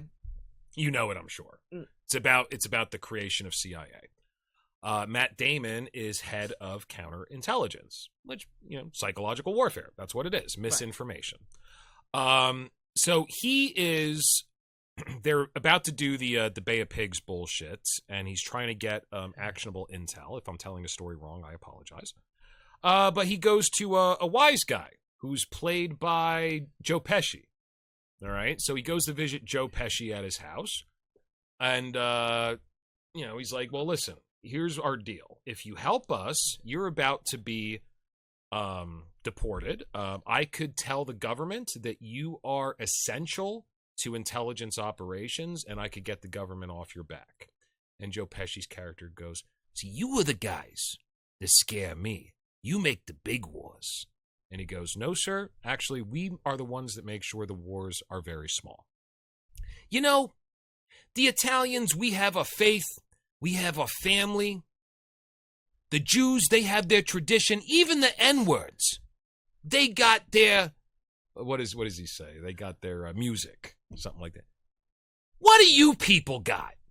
And Matt Damon's character looks at him and he says, very succinctly, we have the United States of America.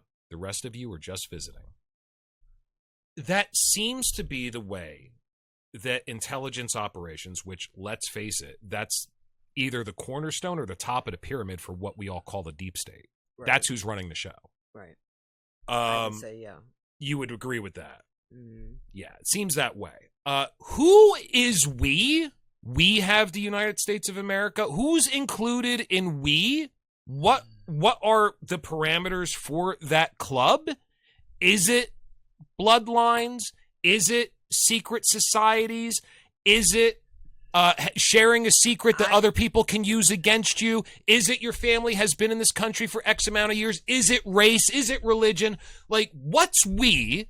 And then the second question is, what is your end game? Because the intelligence operations in this country are focused against the population of this country. And it's been that way for some time.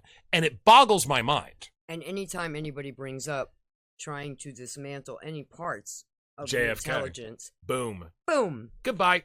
See you later. And then look at everything they did to cover it up. Yeah. Magic bullet. Yeah. You had that magic bullet. Then you had Jack Ruby just walk into the police station, just shoot Osborne right in the head on TV. Yeah. You know what I mean? Yeah. And again, Jewish mob. Mm. Jack Ruby. Okay. I didn't know Jack Rubenstein. that. Okay. Jack Rubenstein. Is that right? Okay. Not saying anything. By the way, the New World Order stands with Bibi and with Israel. We love Israel. We love Israel. Gotta love. Give me money. People. I need your money. Put your money in my pocket. I like money. Yes. And it always seems to like link back that way. But I mean, I would say the we behind the scenes, the they, it's probably, from everything I'm seeing, it really does seem like esoteric occultists. Yeah. You know, what their end goal is, like Peter Thiel's big shtick has been the last few years, he's fighting the Antichrist. I know. Isn't that weird? So you're creating all this AI and technology to fight something that hasn't even appeared yet. I don't understand that. Tim Dillon's on every podcast talking about this guy. I think the reason why he's obsessed with the Antichrist and he knows so much about him is because he is the Antichrist. Because he's trying to come up with the apocalypse. Yeah. So it's always the same routine with all these intel shits.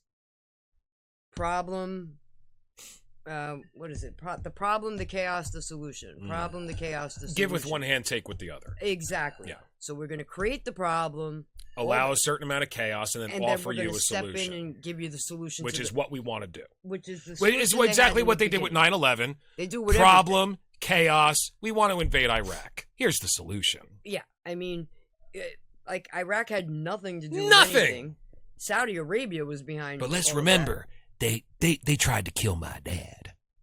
Why should we care, Mr. Bush? Why should we care? You know, and everybody hated your fucking dad. And I don't know if anybody even realizes it, but Saddam Hussein at one point had declared himself the bloodline relative of a descendant of Nimrod from the Bible.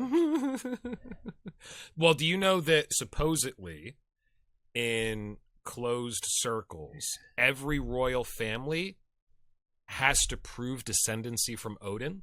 That they believe that was a real person, and they have to prove that they are descendants of Odin in order to be accepted as royal blood. So that supposedly. Well, that was another thing I looked up. Monarch. Yeah, I looked that up too because I didn't know what he was talking about in the papers that you gave me. Why do they call them we're the monarch? Right now? We're talking about Bloodlines of Illuminati by Fritz Springmeier. And we'll get into, you gave me this, and I've been doing a little bit of research on this. We'll get into this a little bit, but I looked up Monarch 2, and supposedly that was a part of CIA's MK Ultra, and we'll get into this. Yeah, go ahead. Yeah, but why? I was wary of whether or not to bring this up because it gets such you put a lot of work into printing that shit out for me, and I found like a few things that I'm like, yeah, I mean, I don't subscribe to everything I read. Again, yeah, it's interesting though. I always research anything that gives me a red flag. Yeah, I always start digging around. Like, okay, wait a minute, that don't even make any damn sense. So go ahead, Monarch. So why do we call them the Monarch? Why do we refer to royalty as Monarch? We already call them royalty. Like, how many labels do they fucking need? Yeah, where's that word come from? So I started digging into that a little bit. I only got like surface level, but I took 2 years of Latin, and it's not occurring to me what the root of that is. I don't recall off the top of my head, but it was just interesting to me. If you ever want to look anything up, by the way, don't worry about dead air. I can always edit it because I have to edit this by hand, so take your time. Monarch origin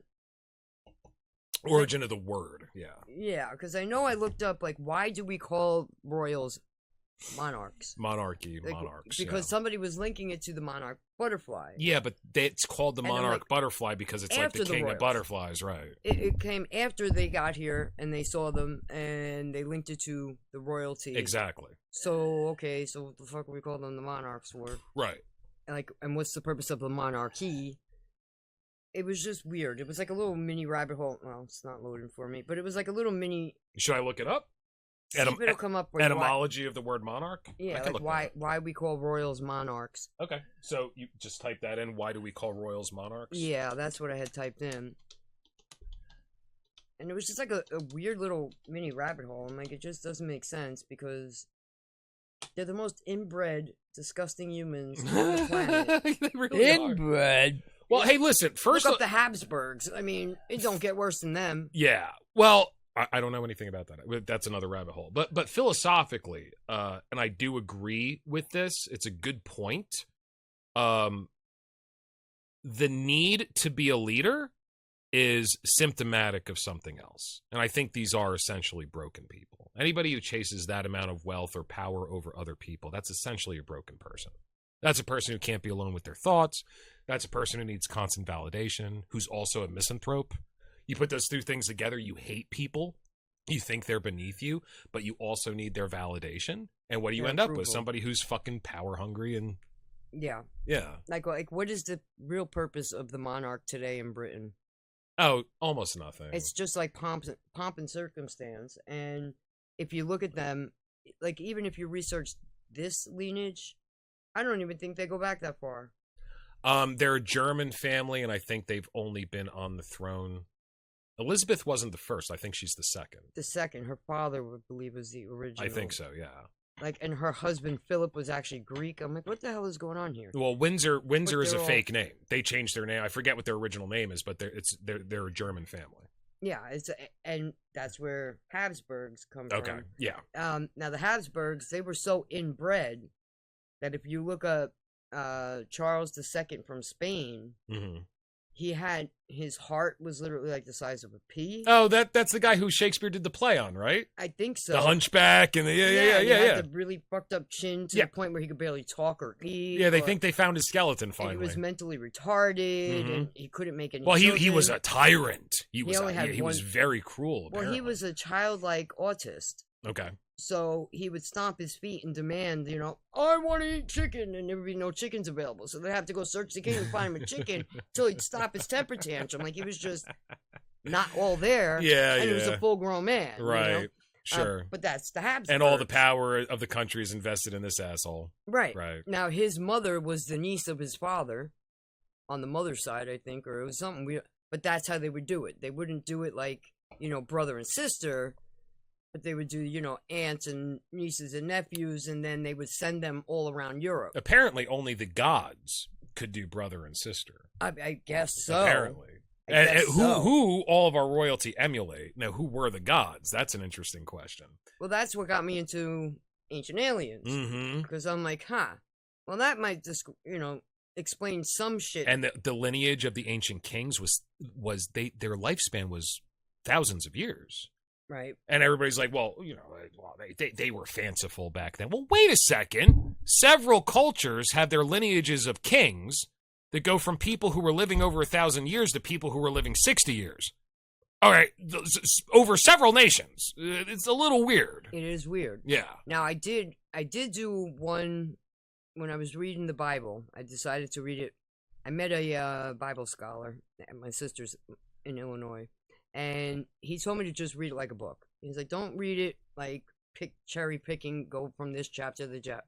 Don't do all that jumping around. Just read it like a book. Okay. It's a novel. It's got everything in. Well, if it's a novel, first of all, it repeats itself a lot.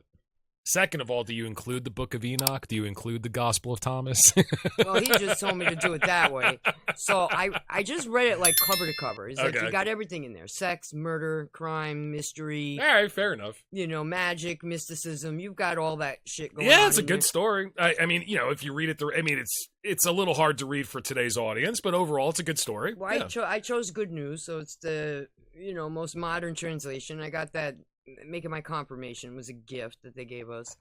And it just sat on my bookshelf for like years. And then I met him and I was like, all right, I'll give it a go. Yeah. And I'm like reading, I'm like looking at all these fantastical numbers. Adam was 932 years old when he had this child and blah, blah, blah, blah, blah. Yep. And I'm like, well, wait a minute. What kind of calendar did they use back then? Yeah. Because if you look at our modern calendar, oct means 8. Sept means 7. Like, so where the fine, but going from 10 months to 12 months is not going to shorten a lifespan by over 800 years. No, but if you divide it by the moons per year, because the mystic Jewish culture, the old Jewish culture, they use all old cultures used to go by the moon. Yep. It wasn't by the solar cycles. We had 30-day months.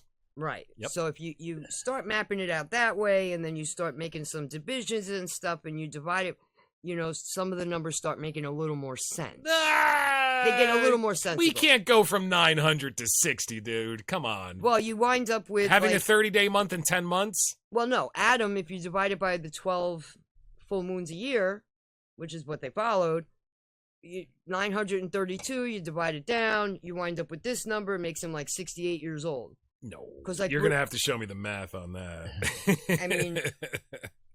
So wait a minute. All right. I'll just use that one. 932 divided by 12. You get 77 years.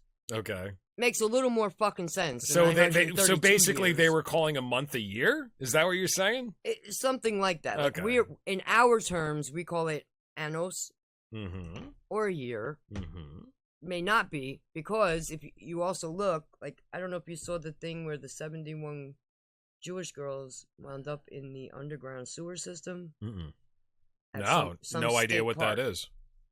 Yeah, there was some state park. Last thing I heard about underground Jewish people was them digging the tunnels in New York and throwing a fit when they got found out. Oh. I didn't hear anything about a state park and girls underground. It just happened recently. The girls... That's probably why. They wandered. I don't know why 71 of them would just play follow the leader. Yeah, there should be one more. Then they'd be the virgins for all the terrorists. The first thing that popped in my head was Gematria 72. 72 demons in the brass vessel of Solomon. But then I also found out, like, if you're going to traffic these kids, because it's not the first time they had a weird underground issue with Jewish people. Yeah. They had there was that thing in fucking the Brooklyn. Synagogue, yes. The synagogue in Brooklyn, where they found all the kids underground. No, they didn't find any kids. They just found the tunnels. Well, I didn't hear that they found kids. Did they find kids? They were pulling up high chairs. They were pulling up mattresses. They were pulling up cribs. But not kids. Not living kids. When they first got there, they were hiding them there. Really? They were sending them down, and then they stopped them. Whose kids were they? I don't know. I didn't hear anything about this. I just heard they found fucking tunnels. No. Really? Yeah, because they were showing the kids were all dirty, filthy, and disgusting. The New World Order stands with Israel. So then you got these 71 kids going through this. I think that's going to be like my new mantra. Like I used to say, I'm a trans man all the time to get through YouTube's algorithm for saying stupid shit. Oh. So I used to be like, YouTube, I am a trans man. And by the way, so I think from now on, it's just going to be the New World Order stands with Israel, but tell me about these kids. Oh my God. So I'm like, wait a minute. In the Orthodox Judaism, I mean, girls are of age at a different number. than what we like. Yeah, prefer them well, being of certain also in a ages. lot of states, sure. And do they have a particular marrying ritual that these girls have They to go do. through? And they do. No, Harry knows. Tell us about it, Harry. What do they do? They should have the same thing like the Muslims between 9-year-old and 13 years old getting married. Okay, and what's the ritual that they have to perform to get married? That's in one of the books I got. Okay, What? well, you know it. What is it? So there has to be a matron that watches them purify themselves in a ritualistic bath. Okay. To cleanse themselves before they can be married off. They really do treat themselves like royalty. It's amazing. Yeah. I have something weird on that to bring up in a second. Go ahead. So I'm thinking to myself, underground tunnels, water, chaperones. Nobody seems startled by the fact that these girls went under there. So you think that's like where they go for their ritual purification, maybe? I mean, Google stopped me in my tracks. If you're seeking to always find does some conspiracy theory here, the girls just wandered up. Oh, dude, if you look up our channel on YouTube, it has a Wikipedia link right under it. The New World Order is a conspiracy theory that postulates the upcoming one world government, which is why I know that we're shadow banned. Which is why I knew that we were shadow banned in the first place. Except that George H. Bush literally stated it during his presidency. He made up the term. He gets credit with making up the term. The rest of the American imagination gets credit with defining the term, and I'd like to take part in that. There you go. I mean, come on now. I mean, it was a skull and bones deal, but whatever. Yeah, totally. Yeah, they were. Well, I mean, it actually goes back to Voltaire, and the Americas. They wanted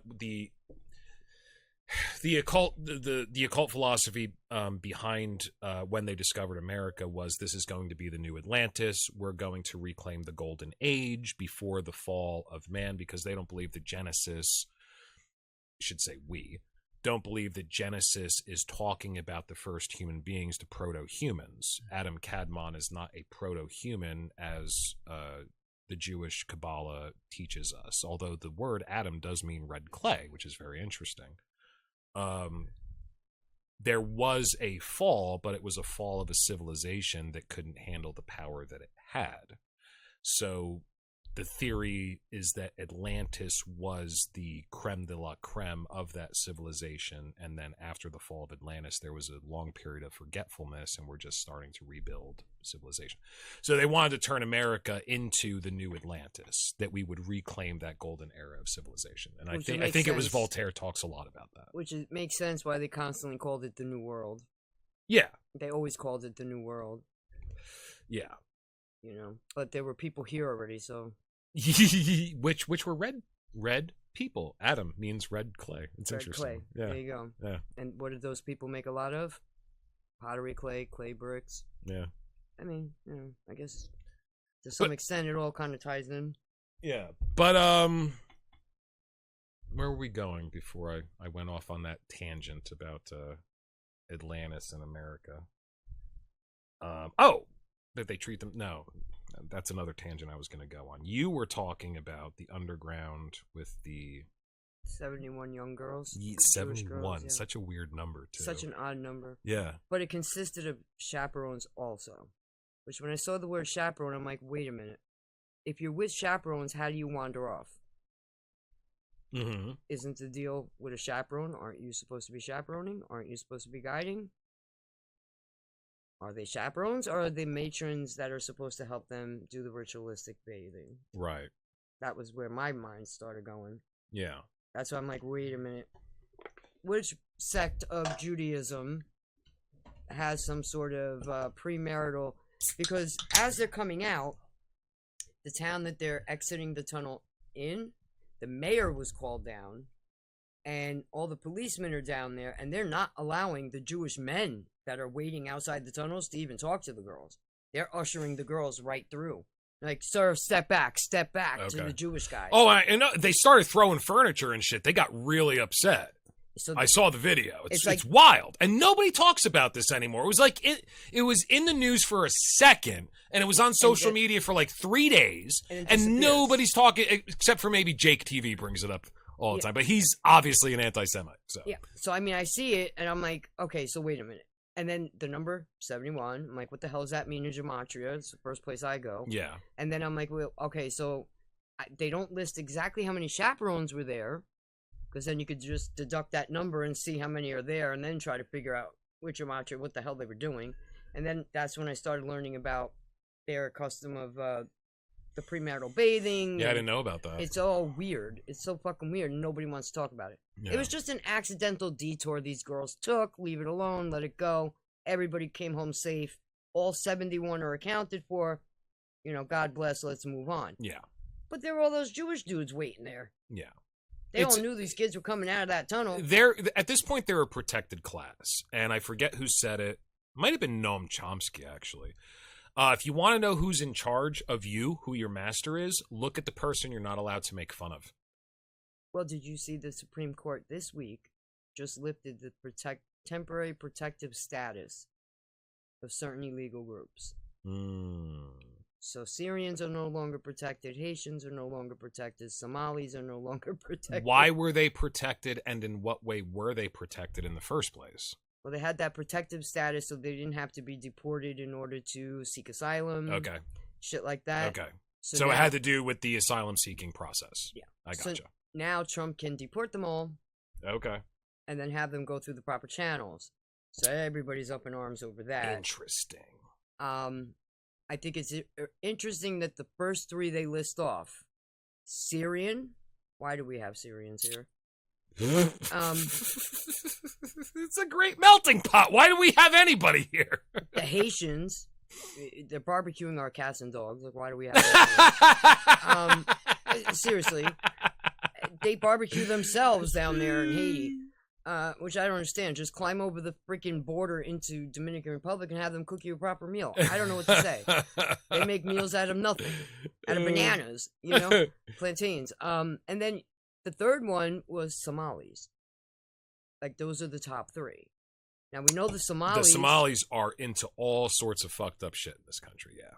Yes. And I don't know how they got there, why specifically that race, because that doesn't seem like, oh, Somalis, it's like saying Irish people just happen to be really good at drinking. Like, can you really say that Somalis just happen to be really good at dipping their fingers into slush funds and getting political favors from a host country? I think if there's one race that's really good at that, we could point it out. The New World Order stands with Israel. I don't think it's the Somalis. So how did they get into that position? And yeah, thank God that we can finally, you know. They're the world's biggest pirates. Yeah. So it's very strange. They're very good at kidnapping and threatening, and they're very good at taking over ships. You know, they're very good at crossing over their border into other regions. Hey, listen, and kidnapping man. People. Hard times make hard men. I guess. You ever read the Dune books? I mean, it's pretty much all about that. Yeah. Yeah. I mean, I hear that saying all the time. Yeah. Hard times make hard men, who make good times. Who make soft men, who make bad times, who make hard men. Who make hard men. Yep, right. You got it. The cycle of life. Yep. So, I mean, I don't know. I don't even know what the hell the Somalis are doing here. They couldn't even get along in their own country with one another. Right. So let's pick them up and let them fight here. I don't get it. Or steal all our money. Rob us blind. You got a Somali who hates our country in the House of Representatives and Congress. Is that woman? Ilhan Omar. Yeah. Yeah, she's part of that squad. Yeah. That I was telling you. Oh, is she part of the DIA or whatever it is? The DSA, yeah. The DSA, Democratic Socialist of America. Of America. Yeah. So, yeah, she's along with AOC and the other idiots. Like Rashid Tlaib. She's a Palestinian. Where is she from? Michigan, I think she's from. Okay. She's another one from the Midwest. She was talking about going to DC and killing that motherfucker. Talking about Trump. Maybe don't do that. I think that's the only time you can say you're going to fuck somebody up that it's illegal is about the president. It's threatening right? the president of the United States of America. Like, I'm pretty sure the Secret Service ain't letting you do that, bitch. Yeah. But, well, they almost let it happen twice already, so fuck them. Unless they kill them directly. And that's another thing. Like, with everything that they're saying, our wonderful country that we love so much and support, it's kind of like they're hinting at that with Trump. Hinting at what exactly? his bye-bye, his exit. Now, is this because he's apparently falling off the bandwagon, the Israel bandwagon? So what have you heard? Yeah, so basically, since he told Netanyahu to shut the fuck up, Yeah. like, I'm the only reason you're not in jail right now, so Yeah. just shut the fuck up. I don't think they can jail Netanyahu as long as there's a war situation. Well, I think they can. It's just kind of like it's kind of like in America. If you have an election during wartime, generally speaking, the what do you call it? The person who's already president. What do you call that? There's a word for it. The incumbent. The incumbent always wins. I think it's kind of like that. Yeah. You know what I mean? Well, I think that's how he got back in, and then all this corruption shit came up. Yeah. With Netanyahu. Yeah. And then they kind of put it on the back burner so he could deal with first Gaza. Mm-hmm. Trump told him, right, now get the fuck out of Gaza. We're going to help them out. We're going to feed them. You don't want to feed them, don't feed them. Step back and let us feed them. And it's kind of like he was thwarting them. But it goes back to what I was saying to you, that some of these boogeymen that they present to us, the American people, are actually just CIA-run boogeymen. Mm-hmm. Oh, yeah. Saddam Hussein. Sure. How do you stay in power that Probably long? Bin Laden.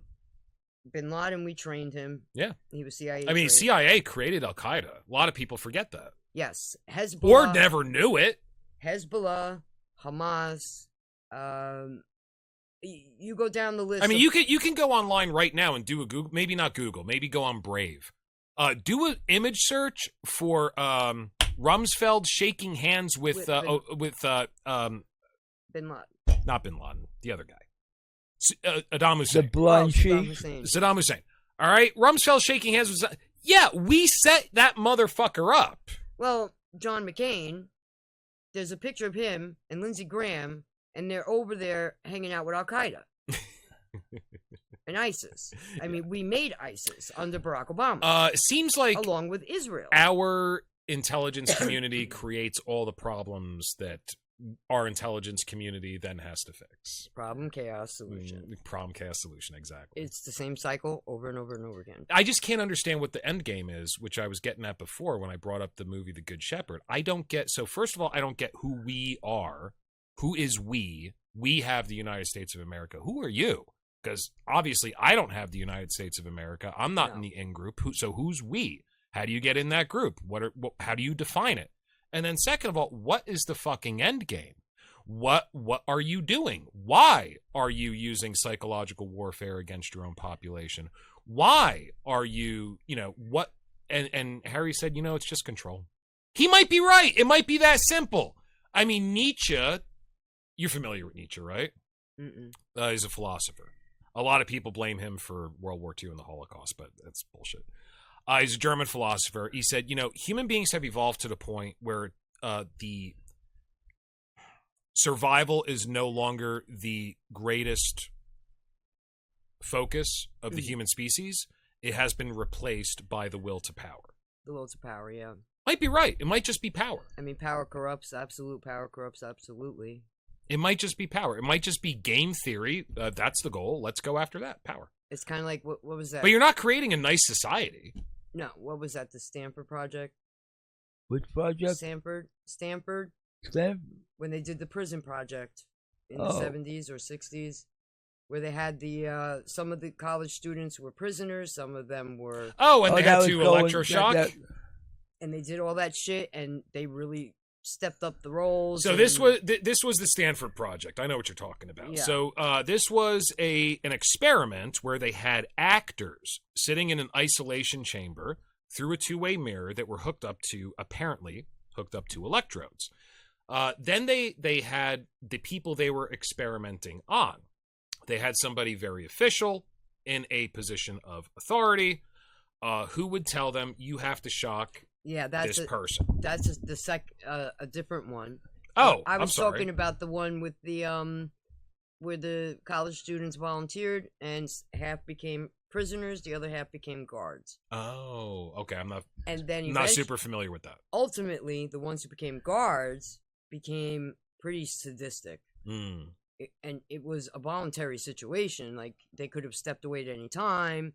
they were following commands, but then they would go overboard. They would start whipping them for little things. Oh yeah, sure.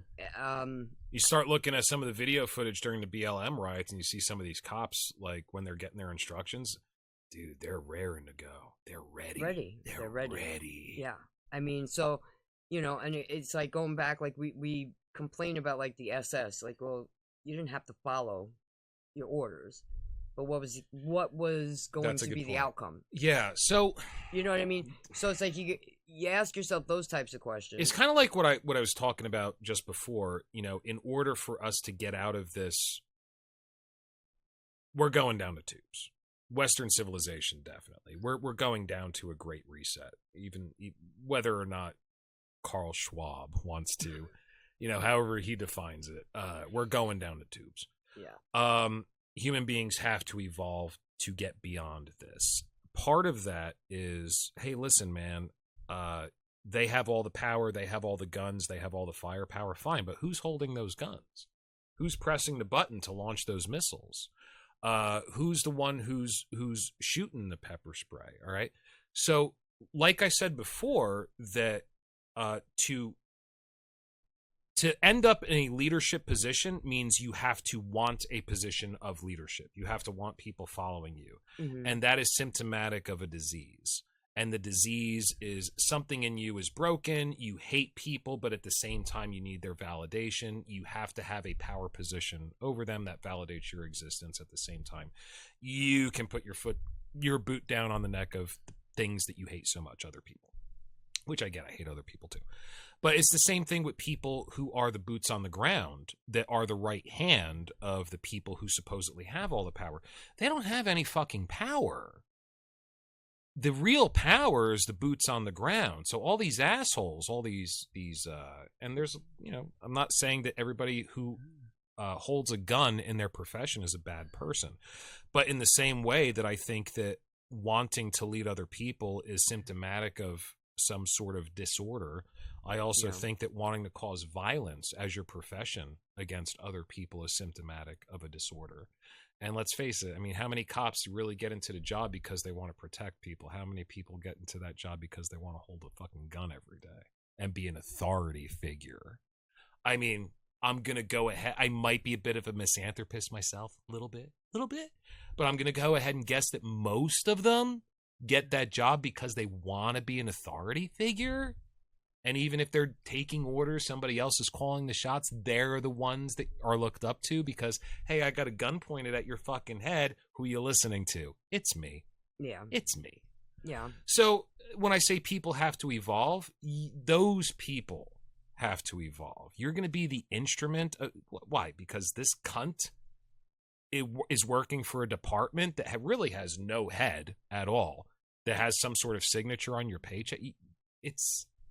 There's no way out of it except individual awakening. It can't be a top-down thing. There's no way to take the system and restructure it so that it's better, is what I'm saying. It seems to be a problem of individual evolution. Yeah, well, I think, it comes to the glorification of people who make heroic decisions. Exactly.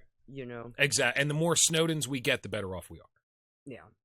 Now him, I'm like on the fence with a little. Really? At times. How come? Yeah, a little bit. How come? Well, he lives in Mother Russia.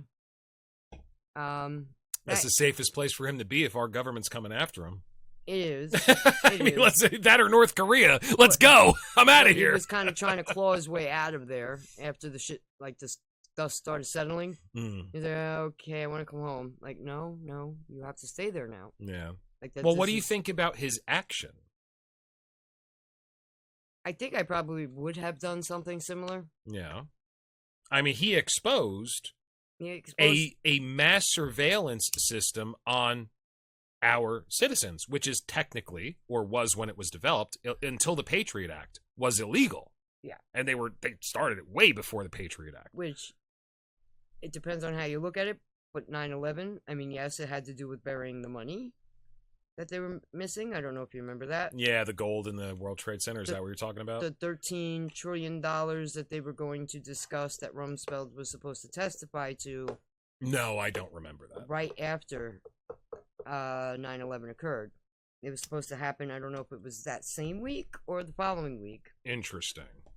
Because that's the beginning of our military budget not budgeting. Our math wasn't mathing. Our math wasn't mathing. The math wasn't mathing, which is part of why they say Tower 7 had to go too. Yeah. Also, they made a shitload of money on the insurance. Yeah, lucky Larry. Lucky Larry also bought a building out in California, out in the LA area. Yeah.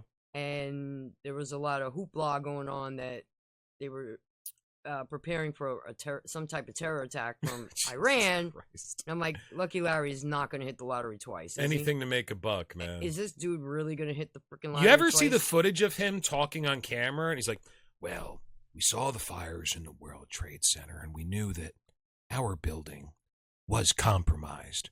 So then we made the decision to just pull the building. Now, wait, what in construction parlance, what does pull the building mean? Demo. Pull means demo. Demo. Yeah. He's on camera admitting they demolished Building 7. Holy shit. Yeah. Well, if you listen to, what's his name? Jones, part of his philosophy Alex is, Jones? Yes. Okay.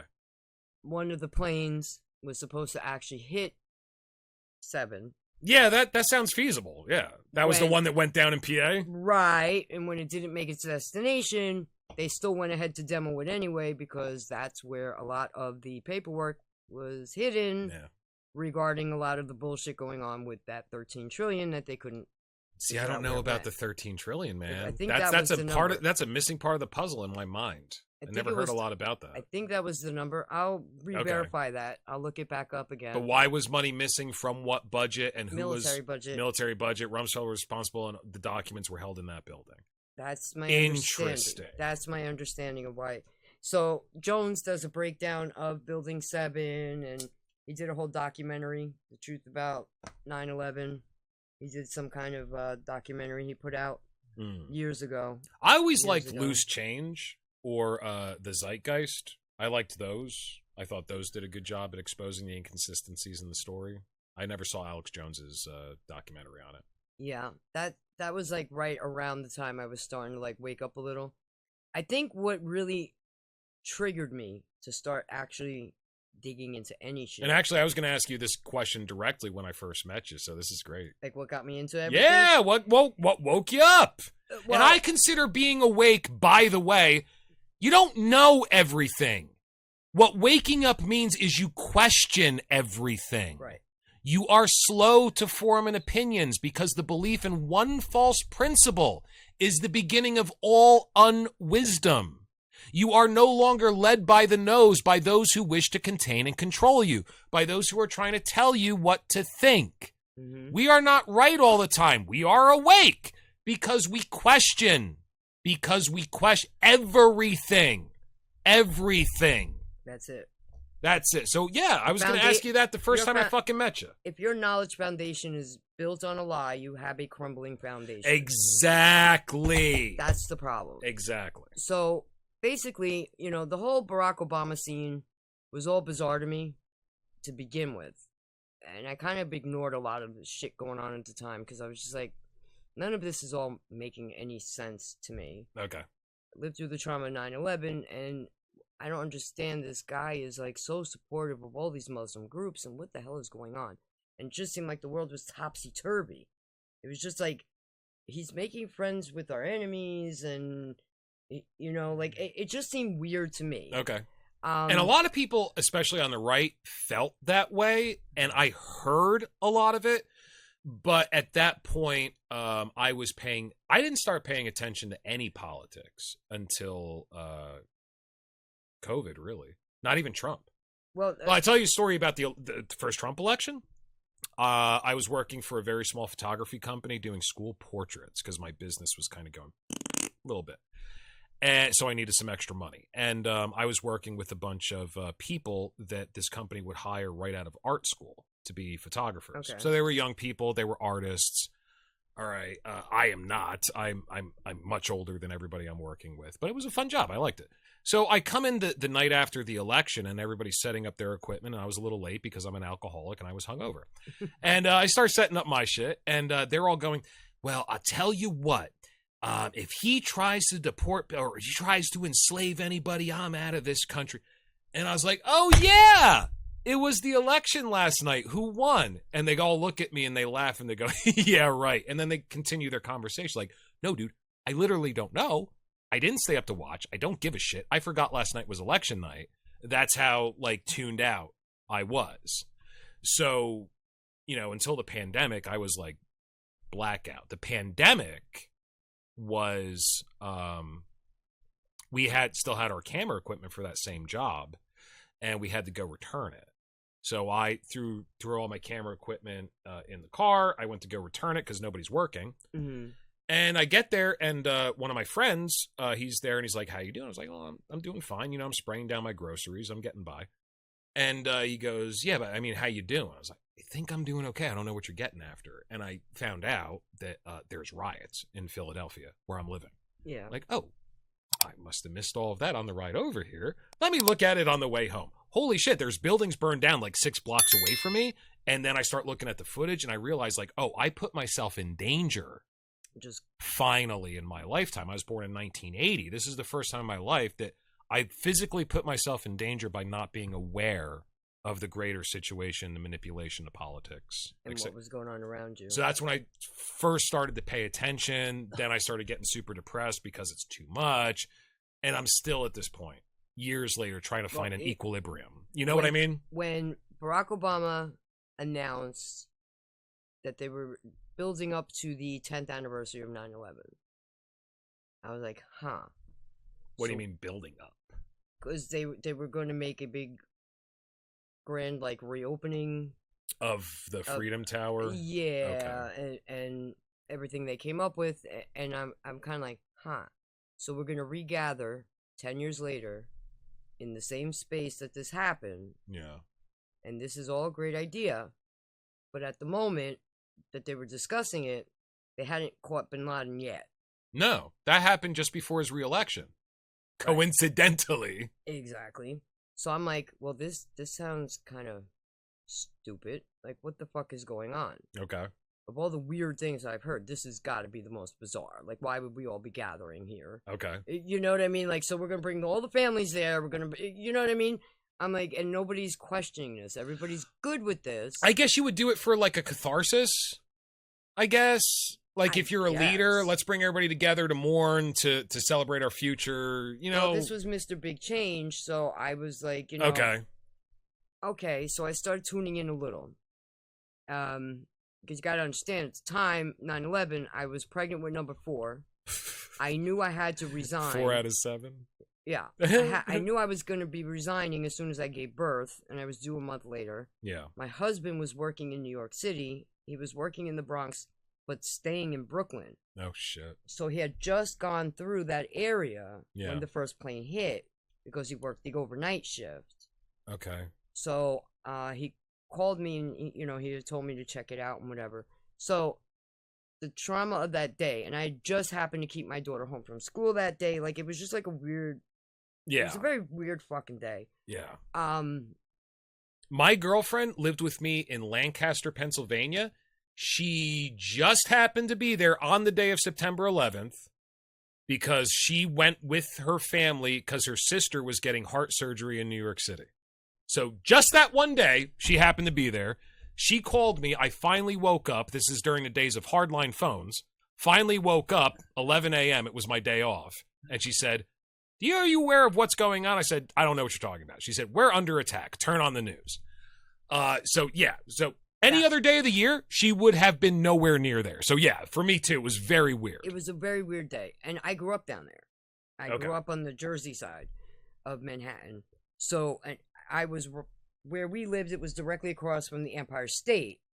But if you went to what they call Hamilton Plaza, because that's where the duel occurred between Hamilton and Burr. Oh, neat. Okay. You look to the right, you always saw the towers. Okay. They were always there in the skyline. Yeah. My brother was in Manhattan.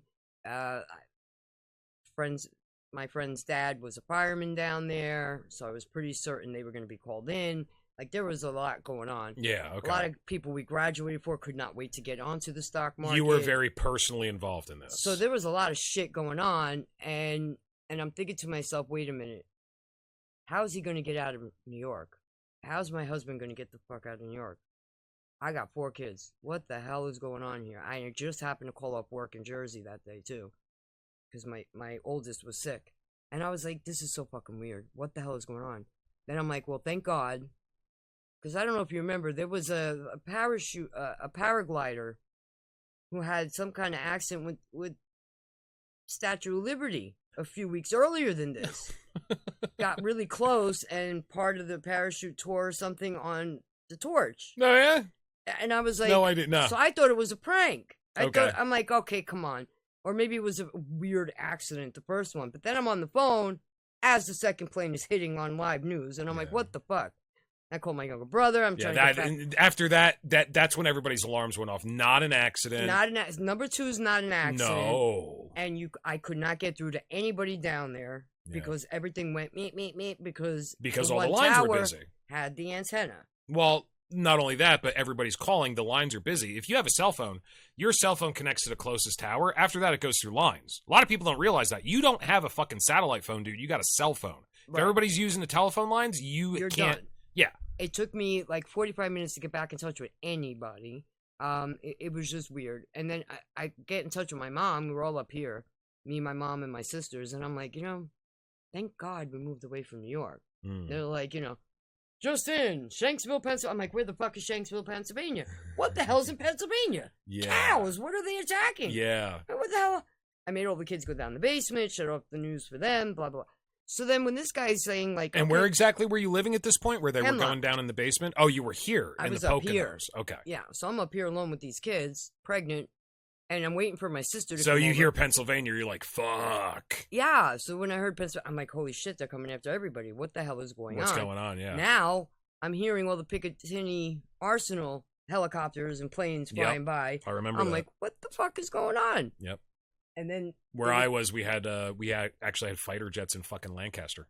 And very strange. It was very weird. That doesn't happen up here. And then, on top of all that shit, can't get through to nobody. My phone line goes down with my mother. We're up here. What the hell is there attack up here?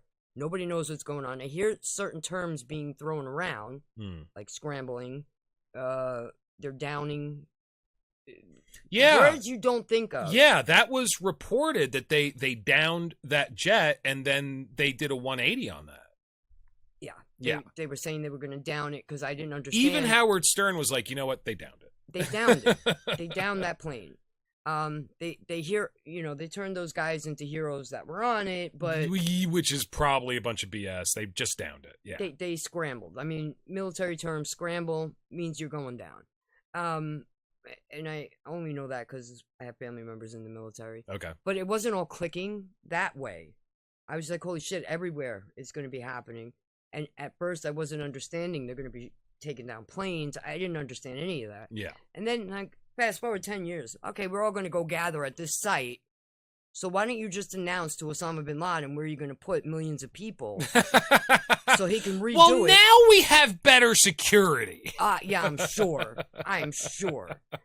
That was just a practice run, right? Right. Because 93 didn't teach us much. So, we had September 11th, 8 years later. So I'm sure 10 years later, the Al-Qaeda's not going to come back. It was kind of like Katrina. They just keep trying until they get it right. Exactly. Yeah. So then, shortly afterward, we got him. Wait, no. Yeah, that was that total. math is not mathing for me. That was FUBAR. That was bullshit. I'm like, and why would they wait until Barack Obama to get this dude if he was just there pacing in the military center of Pakistan, Islamabad? Hello, right outside. Well, not only that, he was in like a compound in the middle of poverty. Like, that wouldn't be somewhere that you would look. Well, that compound is built on a military training base in Pakistan, who we paid to help hunt him. Oh, shit, I didn't know that. $3.8 billion a year we were paying them to help us hunt this guy down. And he's right there. We were providing them with military shit. Oh, fuck. And he's right there at their training facility. Yeah, and it took you 10 years of watching him to finally figure it out, well, yeah, that's him. Yeah. No, political move, sorry. What'd he do, shave his beard? I mean, come on. He looked exactly the same. Apparently. He had a few more kids. That was about it. Yeah. And then, of course, one of our helicopters goes down. So that's when you started to. That's when I started waking up. Like, wait a minute, I got to pay closer attention here. Something's going on. Something's not adding up. I mean, he gave me weird vibes to begin with, Obama, but now I really got to, pay attention. And I remember back in the day, my father used to watch Bill O'Reilly. Okay. So I started watching Bill O'Reilly. The O'Reilly Factor. The O'Reilly Factor. And my younger son, the autist, was into the word of the day. Okay. So it kind of settled out for the whole family. And then what really struck me was that village in Syria that was under attack. Yeah, I have no idea. Starts with a K. If it's pre-pandemic, I am definitely not aware of it. This was on. I'd go to like Thanksgiving and listen to my family argue about politics, and I'd just be like, "I'm sorry, I came. Give me some turkey to go." That's the name of it, Kabul. Kabul, okay. It's in northern Syria. It's right on the border with Turkey. Okay.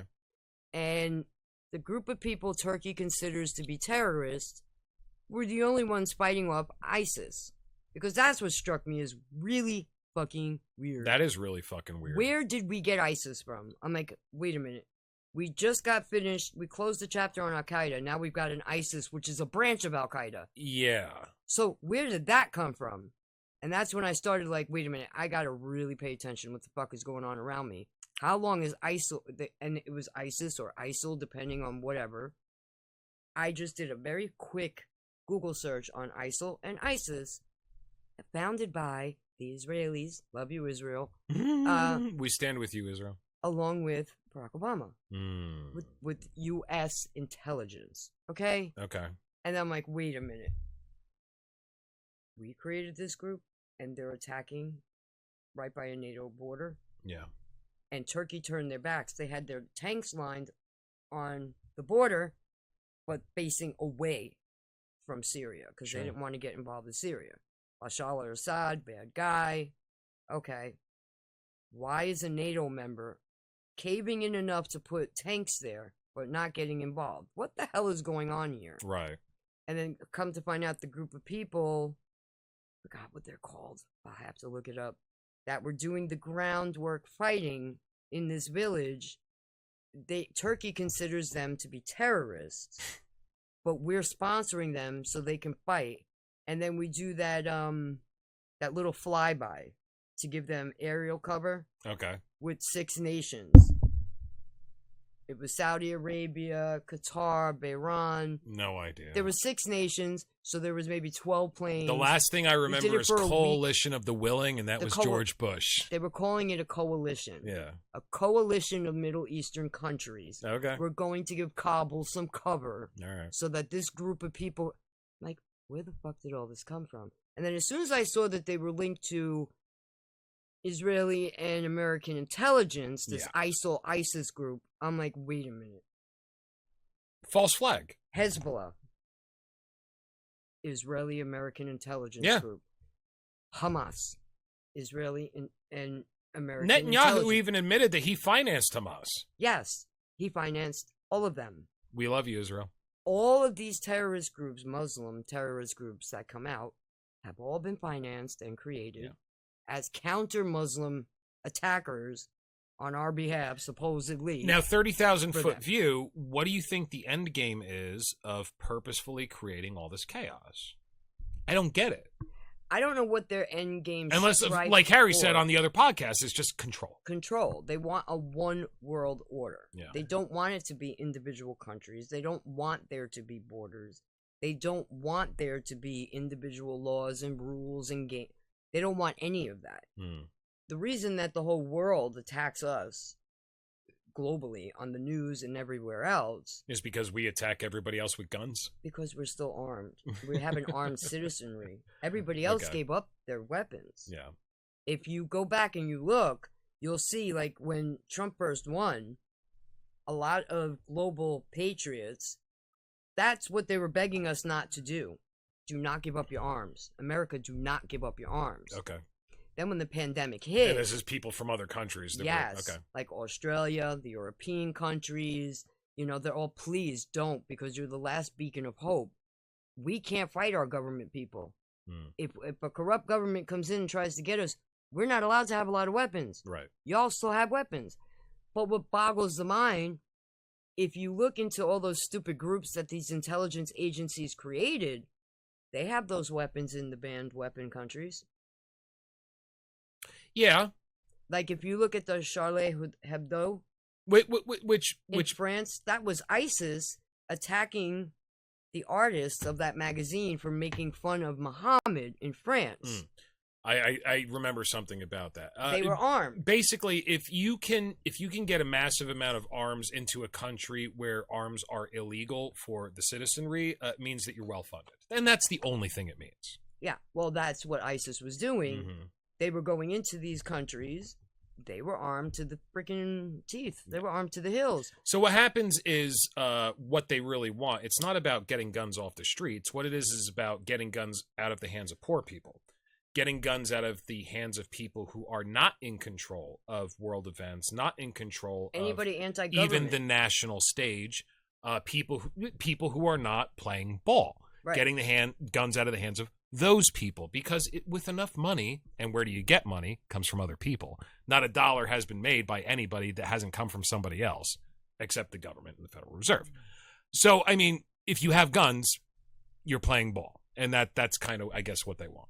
Yeah. So if you have a citizenry that doesn't want to go along with the guidelines, doesn't want to go along with the rules, not just going to roll over and play dead, Yeah. they got to eliminate that citizenry.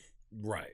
So what do? You have all these false flag events, which they crucified the shit out of Alex Jones for bringing to light, but it always happens to be school shootings. Well, they crucified him for Sandy Hook, and that's what I mean. I watched a documentary, and my brother Talking Head kept bringing that up. We even had a bit on the podcast for a while where he would be inculcated with the spirit of Alex Jones because he does a very good Alex Jones impression. I want to eat my neighbors. And I gotta tell you, he's very. I don't know if good you at ever it. saw that clip. No. Where he said, "If it's the end of the world, I'm staking out my neighbors, trying to pick who I'm gonna eat. I'll barbecue your ass." He could take out a family in a week. He's a big guy. Big guy, yeah. So.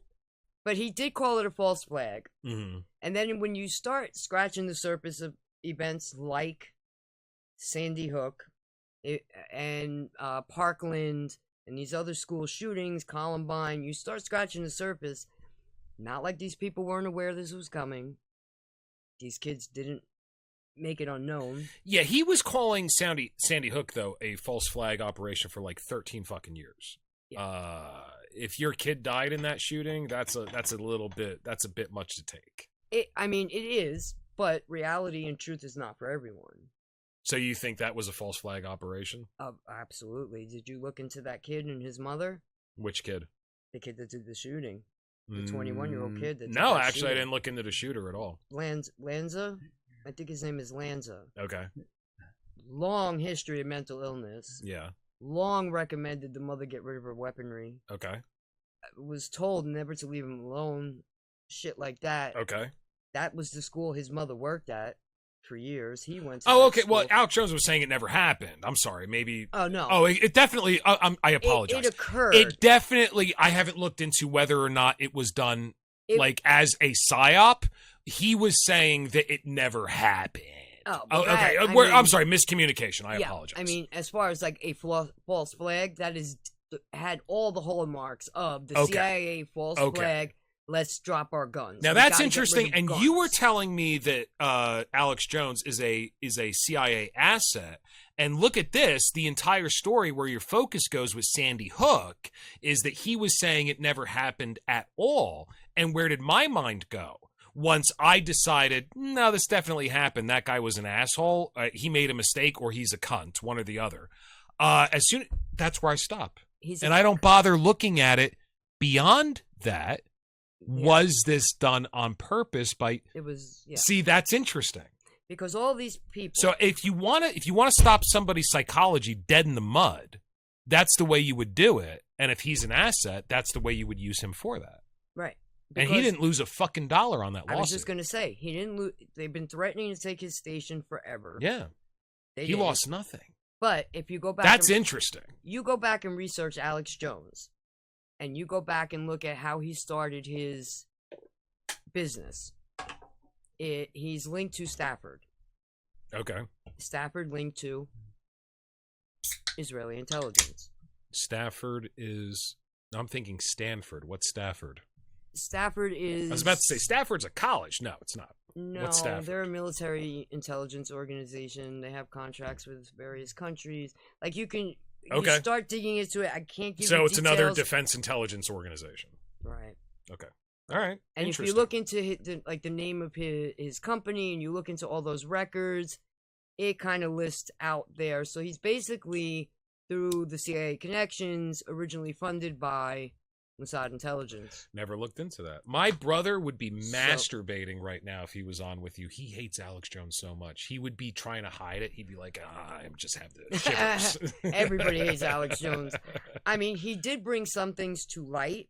Bohemian Grove. But, dude, be honest, they're only things that were allowed to be brought to light. Yeah, I can see, but you could make that theory about any whistleblower. That's how the game works. That's how the game works. You never know if what you're looking at is true or just look at not. If you take the alien situation currently. Exactly. That's exactly where I was going to go. And all the UFO files, nothing new came out, right? Nothing shocking came out. No videos came out that were never seen before. There's the Tic Tac photo, and then there's the So Fast or Go Fast photo, videos. Excuse me. That's it. But there's a whole lot of talk. A whole lot of talk. You got, what's his name, all over the place, Grush. Yeah. They always that's the dude with the beard, right? The big guy. He's big. I don't know if he has a beard now or whatever, but Stephen Grush, he's always going on and on about UFOs, and one day the truth will come out. One day he says he's never seen any photos or pictures of any of that, or of an actual down craft, but now the files came out. Oh yeah, I've seen plenty of them. Like, if that doesn't say Intel plant. This is all fucking bullshit. And we saw the Spielberg movie the other night, Friday night. Disclosure Day. All right. Now, for a Spielberg movie, pretty good. And it's like I told Harry on the way out of the theater. It's better than I thought it would be. Not as good as I wanted it to be. It's obviously propaganda. They don't touch the surface of what's actually going on as a phenomenon with people who have experienced this, which they call experiencers. First of all, when aliens show up, 80% of the time, they are with human dead.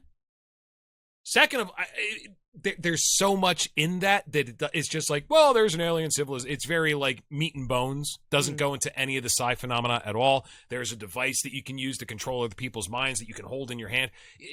It doesn't go into what it actually is. Does that remind you of anything? A device in your hand that can control people's minds? They live? No, I'm sorry, go ahead. Men in Black. Yeah. Exactly. And what's that whole thing about? Alien races from other planets. Yeah. I mean, it's predictive programming. It's exactly all the same bullshit. What do you know about Project Bluebeam? I only know what I got from. Oh, we're being set up. We're being so set up. Hours of horror. I got about that. Watch the Y-Files. Have you ever watched that? I've seen him a couple times. With Hecklefish, the little goldfish? Yes. The wisecracking goldfish. He did an excellent expose of Project Bluebeam. Highly recommend watching. I'll look into it. So I didn't dig deep into Project Bluebeam yet, but because I'll be honest with you, after watching like Ancient Aliens and shit. Well, dude, you're looking up and printing up like pages of documents of fucking pedophiles that you're putting. I can't even imagine how you sleep at night, let alone have the time for anything else. I don't know. I drive everybody around me crazy because this thing is constantly playing something. What the fuck are you watching now? And like I said, as soon as I hear something wonky, let me go look that up. You tune in, yeah. That don't sound right to me. That don't sit well with me. I did the same thing with the Bible. My mother-in-law was a Jehovah's Witness. Okay. So she would say something that didn't sound right to me. According to this Fritz guy, you might be a part of the satanic bloodline, having just admitted that. Like, he goes, like, I want to know what religion he is, because apparently everybody else is sacrificing humans. He accuses the Episcopalians of sacrificing humans. Yeah. I mean, I didn't actually, read through all that. I figured not. I think I told you. I figured not. I got the information about... From the CIA website. That was right on the CIA website. No, I found the link. That was in Osama. That's why it's up there. It was in Osama bin Laden's bunker. And right. in order to promote transparency with CIA, Right. We are releasing all the documents that we... Bullshit. That's one thing they came across. One. And that's not even the full book. Yeah. Because the full book is something like 684 pages. Right. It's like a trilogy. Yeah. So that And is it's still for sale. So they're 264. doing the author a disservice by releasing a PDF. Like, shouldn't he be allowed to make money on his book? Right, exactly. And that's not everything they got. Then you had, that's another psyop. You had that guy, after Bin Laden was killed, Rob O'Neill, came out as the Navy SEAL who actually shot Bin Laden. I remember something about that, but And I'm like, bring me up to speed because I don't remember that. So supposedly when they invaded the compound and the SEALs went in, They made a movie about this, which was obvious propaganda. That I remember, yeah. I mean, they shot the wife and kids on the way up to get to him. Okay. And supposedly he took the kill shot. But then you have other SEALs that were there. They're like, no, it wasn't actually Rob O'Neill. It was someone else. But it made Rob O'Neill famous. And then he comes out and he starts saying some wonky shit. What was he saying? So, like, he like, some things come up as, like, propaganda and shit like that. And then he always seems to be on the side of what I would deem to be the deep state. The establishment. Right. Gotcha. He always seems to be leaning in their Well, listen, if they're direction. trying to turn him into a celebrity, they're obviously trying to push a certain narrative. I mean, on a very paint with a broad brush, it's we did a great job. Mm-hmm. Like, that's it. Yeah, and he's like, well, I'm the one who took the kill shot. And then another guy's like, nah, you weren't the one who took the kill. And then I'm thinking to myself, knowing the military, like, when my nephews are deployed, they don't even tell me where they're going. Like, they give you a general idea. Well, they're going to Germany and they're being deployed from Germany. Yeah. Oh, what's the mission? Well, obviously, we're not telling you the mission. You know what I mean? Sure. Like, and then one of them was in South Korea for a while, an air traffic controller. And I was like, what the fuck do we have air traffic controllers and pilots in South Korea for? Like, what's going on over there? Well, North Korea's right there. That might be something. Can't disclose it to you. And then, like, I'm looking through the Q drops, and I look up North Korea, and the family is, like, supposed to be CIA puppets that run North Korea. Okay. They were under the thumb of the CIA, along with... And you're talking about Ayatollah Khomeini. Little Rocket Man and his Yes. his family is supposed to be put there by the CIA. Right. You know, it's funny. I just came across a YouTube video while it was in the advertisements while I was looking at the stuff that you sent me.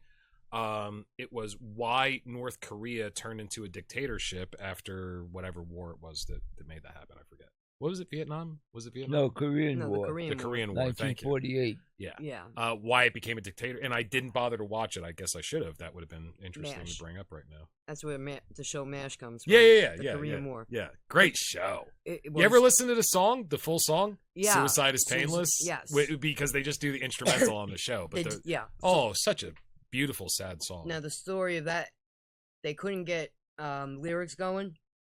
So the father, who was supposed to come up with the music for the movie, Yeah.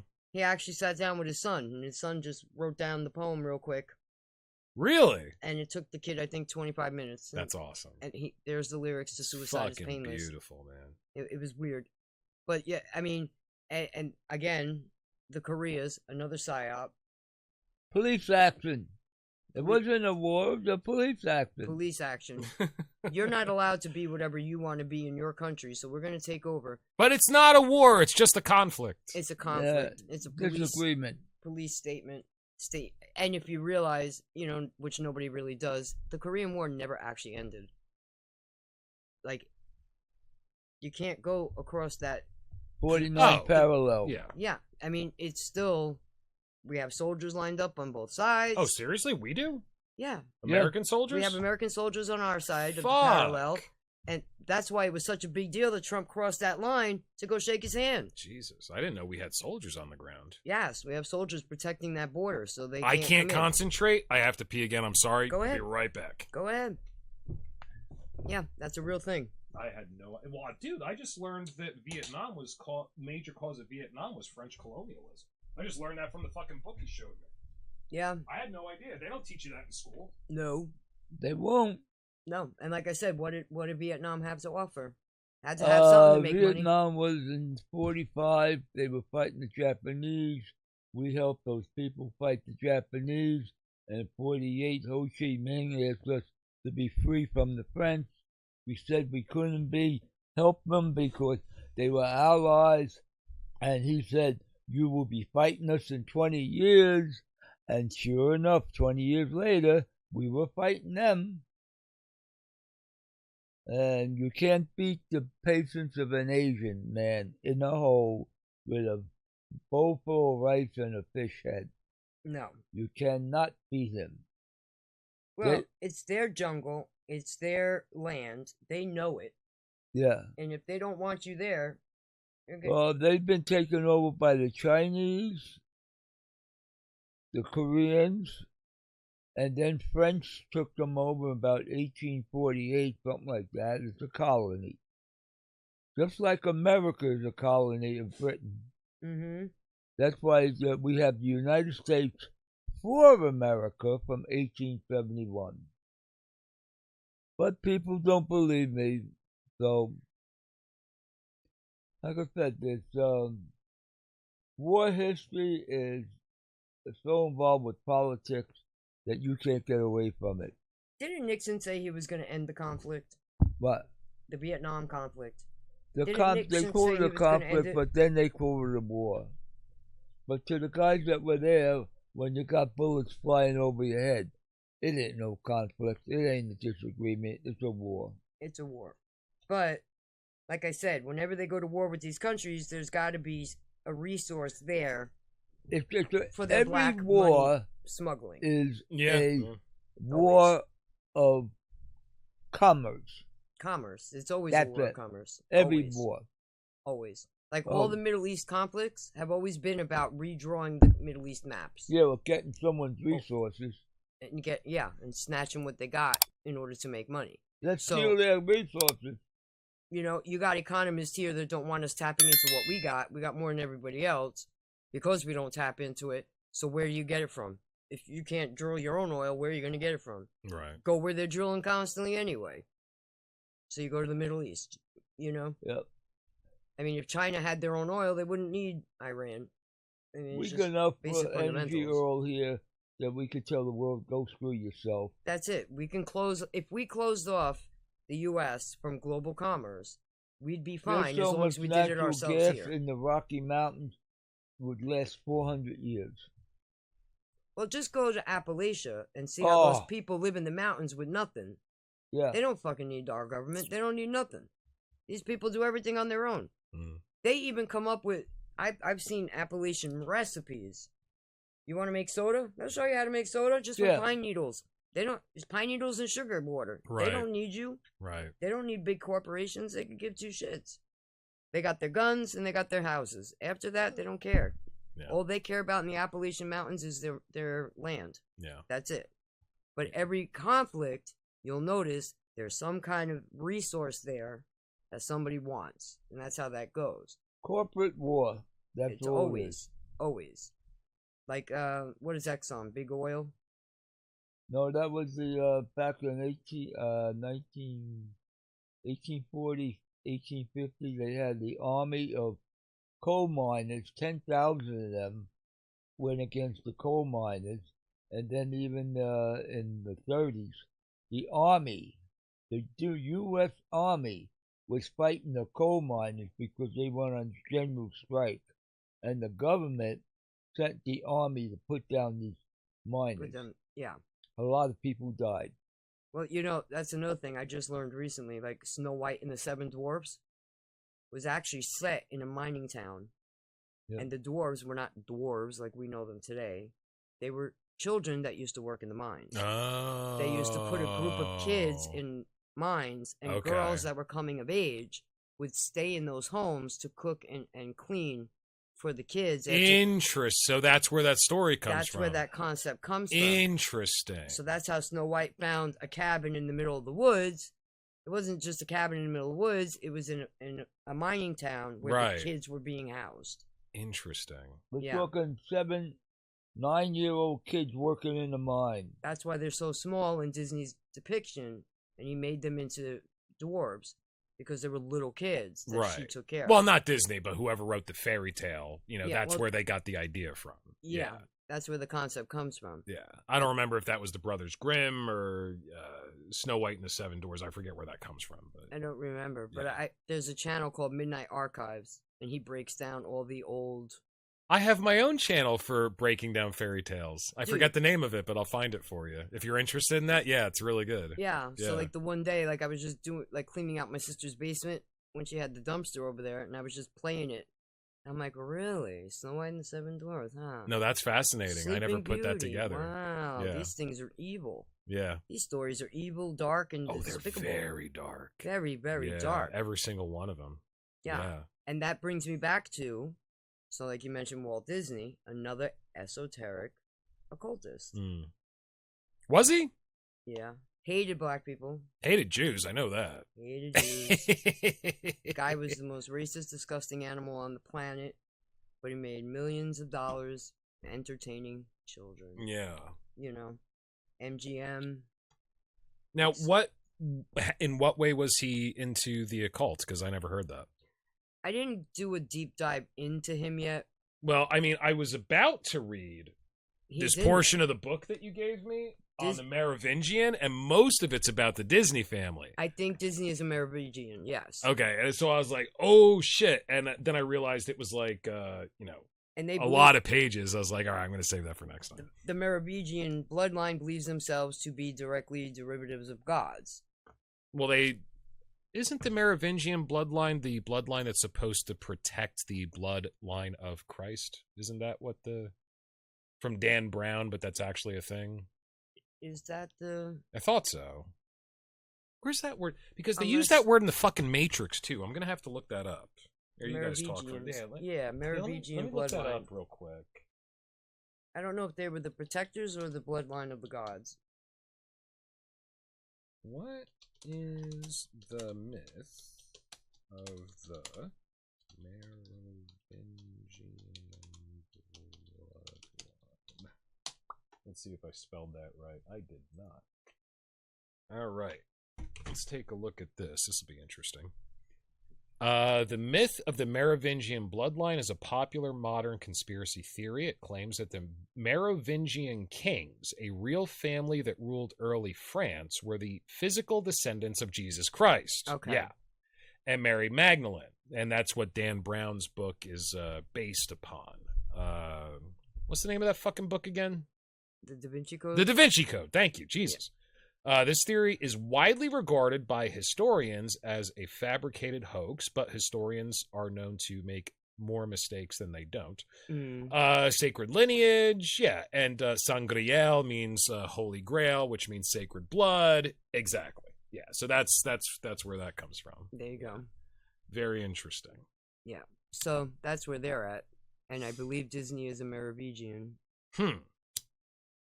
Very, very, very bizarre. And like I said, it goes back into all these and of course esoteric, just meaning not publicly known or secretive, kept away. No, the word occult just means secret. Yeah, I mean, so esoteric, occult, secret rituals. Well, yeah. So it's 8:00. Do you want to go into some of the things? Because I just figured we'd go with the flow, man. But I had things here that were from your text. Do you want to go for a little bit more? Whatever you want to do. I think we'd have to pick one. Go ahead. So let's pick the Your funnest choice. one. My choice. Go ahead. You pick a Dealer's fun one. choice. I don't know if you got to go. Let's see. Yeah, let's end on something a little upbeat here. A supposedly dead pedophile that's still alive. That's upbeat. So apparently, Palm Beach Pete is still alive, still doing his thing. And this is a lookalike of Jeffrey Epstein, and a lot of people are saying that this guy walking around is proof that Jeffrey Epstein is still alive. So, kind of got to say, looks similar. Yeah. Can't deny that. I mean, he really does look like him. But now this guy is, he's getting his teeth fixed. Mm-hmm. Let's Listen see. to what he says. Guys, where in the world is Palm Beach Pete now? He's at the dentist getting his teeth fixed, so my bottom teeth don't get compared to that really bad guy. You know what I'm talking about. So it's a process. It'll take some time, but I'm at the dentist taking care of it. Peace out, Palm Beach Pete. Palm Beach Pete. All right, good job, Palm Beach Pete. I want to look less like that notorious pedophile. Awesome. And now he is apparently He was running for mayor. running for mayor. What the fuck is going on with that? So they made him withdraw because he went on a podcast and they wanted him to do a DNA test to clear his name. And the Yes, please. The Florida Board of Elections intervened and told him you need to pull out of the race. So I don't know how does the Board of Elections even have the authority to do that? I have no flipping idea. I just happened when I was looking up that video. Yeah. I just happened to come across that. Because I when I looked up Palm Beach Pete, it was showing me like recent news and shit. But he was going to run for mayor of Palm Beach. Jesus Christ. Now there is actually another influencer online named Palm Beach Pete, who is not that guy, looks nothing like him at all. Okay. He's into like showing you like local Palm Beach stuff to do, like fishing. Oh, okay. Shit like that. Yeah. And he came flat out. He's like, I don't know where this new Palm Beach Pete guy came from, but I don't want it to be confused with my channel. I don't look like them. I have nothing to do with them. I'm not interested in Pete or Jeffrey Epstein. Blah blah. But people have done so many breakdowns of how this guy's teeth look just like Jeffrey. Right. How the skin under the septum has the same indent as him. And now he's getting his teeth fixed. He's talking about why, hiding in plain sight. Hey, I'm just a regular guy that happens to look like this asshole. I'm getting my teeth fixed so you're no longer confused. Also, I'm running for mayor. Yes, and he also admitted on his podcast tour when they outed him, because somebody took a video of him driving a car in Palm Beach. Okay. And they're like, wow, that looks like Jeffrey Epstein. They're recording, they're like, yo, is that Jeffrey Epstein in Palm Beach? And he like looked over, says hi, he blows up. Then next thing you know, people are dissecting everything about him. Yeah. Just so happens to be, he's been at many parties that Epstein has been at. Yeah, you brought this up when you introduced him to me. He lived in New York when Epstein did. He also had the house in Palm Beach at the same time as Epstein. He's been to parties that Epstein's been to. He was even in, this Palm Beach Pete was even in the background of an episode of Real Housewives of New York. The fuck you doing there? Okay. These are all really rich people. Like, what the fuck are you doing there? Yeah. Okay, so it's very bizarre. Like, this is like one of them, like, Catch Me If You Can situations. But all of the dental abnormalities that Epstein has, and they went tooth by tooth with this guy, has the same exact abnormalities. Yeah, I don't think anybody is convinced that Jeffrey Epstein committed suicide in prison, which they should be, because he did, and the New World Order stands with Israel. I mean, when you when you see somebody that looks exactly like him, you're like, got a question. Put the brakes on. Yeah, and how long was Ghislaine running around before they brought her in? Yeah, well, there's also a woman. We can't find her. Really? I can find her. She's on social media. She tells you where she is. And the book that she's reading is a fictional story about a CIA agent or a Mossad agent that got killed in prison. Right. Yeah. Kind of weird. And now they did that whole thing where Todd Blanche went to interview her in prison. There's a person there, looks nothing like her. Oh, no. Even age and hands. But there's a chick running around Canada, looks just like Ghislaine. Right. And again, if you're going to name somebody involved in pedophilia, Ghislaine is what you choose. Well, a lot of people say Ghislaine. I like saying Ghislaine because I think it's funny. Yeah. And some people do. I mean, seriously, like, you know, like, again, one of those in-your-face shits. Yeah. And then Bill Barr, they seem to be big fans of that. Bill Barr happened to have been the attorney general when Epstein killed himself, and his dad has gotten the government out of a bunch of pickles in the past. So did Pop pass the torch on to show him how to cover shit up? Who the hell knows? Yeah. Who the hell knows? Because he went so anti-Trump after he got out. After he walked away from the administration. Yeah, Trump is full of shit. The elections aren't rigged. Everything's fine. You know, this is my favorite thing in a long time. I'm a big fan of all the alien conspiracy theories. Palm Beach Pete might be taking a quick second place here. I like him. He seems like he's fun. I want to follow him and know what he's eating for breakfast. I want to see his walk on the beach. I want to know about his mayoral campaign. I want to know everything about. Seems like a fun guy. Follow Palm Beach Pete, the one that looks like that other guy. The bad guy. Bad guy, like he says. The bad And maybe guy. he's a clone. Yeah. Oh, dude, they've been saying that about people for a long time. Yeah. They even say that about Hillary. well, no, they said it about not just politicians, but famous people. Dave Chappelle, supposedly, When he went to Africa. is a doppelganger now because look, he looks so built. Like, all right, maybe he started working out. I don't know. Maybe 8, yeah. Yeah. But Biden had a 7 foot, the guy's like a foot taller than him that was in like certain press conference. Like, that's weird. That's weird because that's obviously not him. Did you ever see the mask thing with Biden? No. He goes to scratch his neck and the skin wrinkles up and stays Oh, wrinkled. get out. Seriously? Yeah, there's a bunch of videos like that. Oh where they're my saying, God. And then you go back and you look at when George Senior Bush was president. I forget who it was, but she came in with a mask on.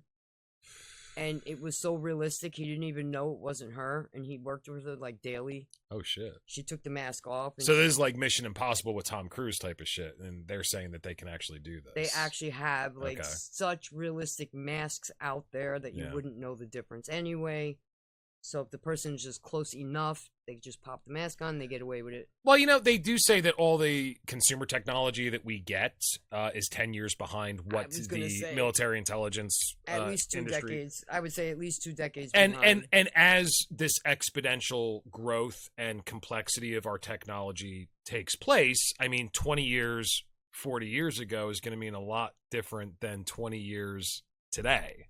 Right. That's going to be like, the difference between horse and buggy and space age these days is 20 years. Imagine where consumer AI is going to be in 20 years. So imagine what they already fucking have. Well, they always told us back in the 90s when we were working on computers, every 15 months your systems are obsolete. Yeah, exactly. So And now it's like every month. pace it like that, you're talking 30 years ago. You know what I mean? So Yeah. yeah, that gets to be. I'm sure they got a lot of shit that if they revealed it to the public, it would look like magic.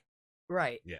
I'm absolutely certain. That's why a lot of UFOs I always believed were military. Yeah. It's just military technology that they're not releasing to us. Well, Brett Weinstein on the Dark Horse podcast was showing a video. They can do free-floating holograms now. So they can have holograms that will implant themselves in three-dimensional space without a backdrop, which means if you can figure out a way to also get that registered by radar, which the military has admitted they're working on that technology to confuse enemy radar. If you combine those two things, you have the UFO phenomenon right there. That you can only see it from a certain angle. It only appears to certain people. It can move at lightning quick. It can do maneuvers. If it's a hologram, you're just shaking your hand like a laser pointer. There you go. That's what General McChrystal was working on with Flynn over in Iraq. They were going to do a hologram of Allah to try to convince everybody to stop fighting. That's Project Bluebeam. But they said they didn't know. The only reason they didn't do it, they didn't know what Allah would look like. Well, couldn't- nobody's allowed to. I mean, that'd be like, the Christian God. What does he look like? Nobody knows. But yes, they said if they could figure out a convincing version of Allah, they would have done it. That's fucking funny, dude. Okay, you got to watch that episode on Project Bluebeam. Remind me before you go. I'm going to send you the Y files because it's very succinct and it's a great show and it's funny and it's entertaining while you're getting the basics of what it is. Let's end there. That was really funny. They were going to do Allah, but they couldn't figure out what to make him look like. Soapbox time. Harry, do you have anything to add before we sign off? Wake up, America. This is a stage, and there's plenty of actors around here. And none of you are actors. You are the fucking audience. Okay. How about you, Theresa? Anything you want to go out on? Stay salty and frosty. I like it. Always. Thank you, ladies and gentlemen, once again for watching the New World Order broadcast. And just remember, we're watching you too.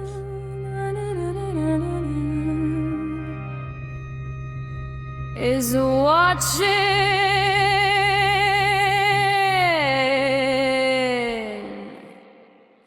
There are strangers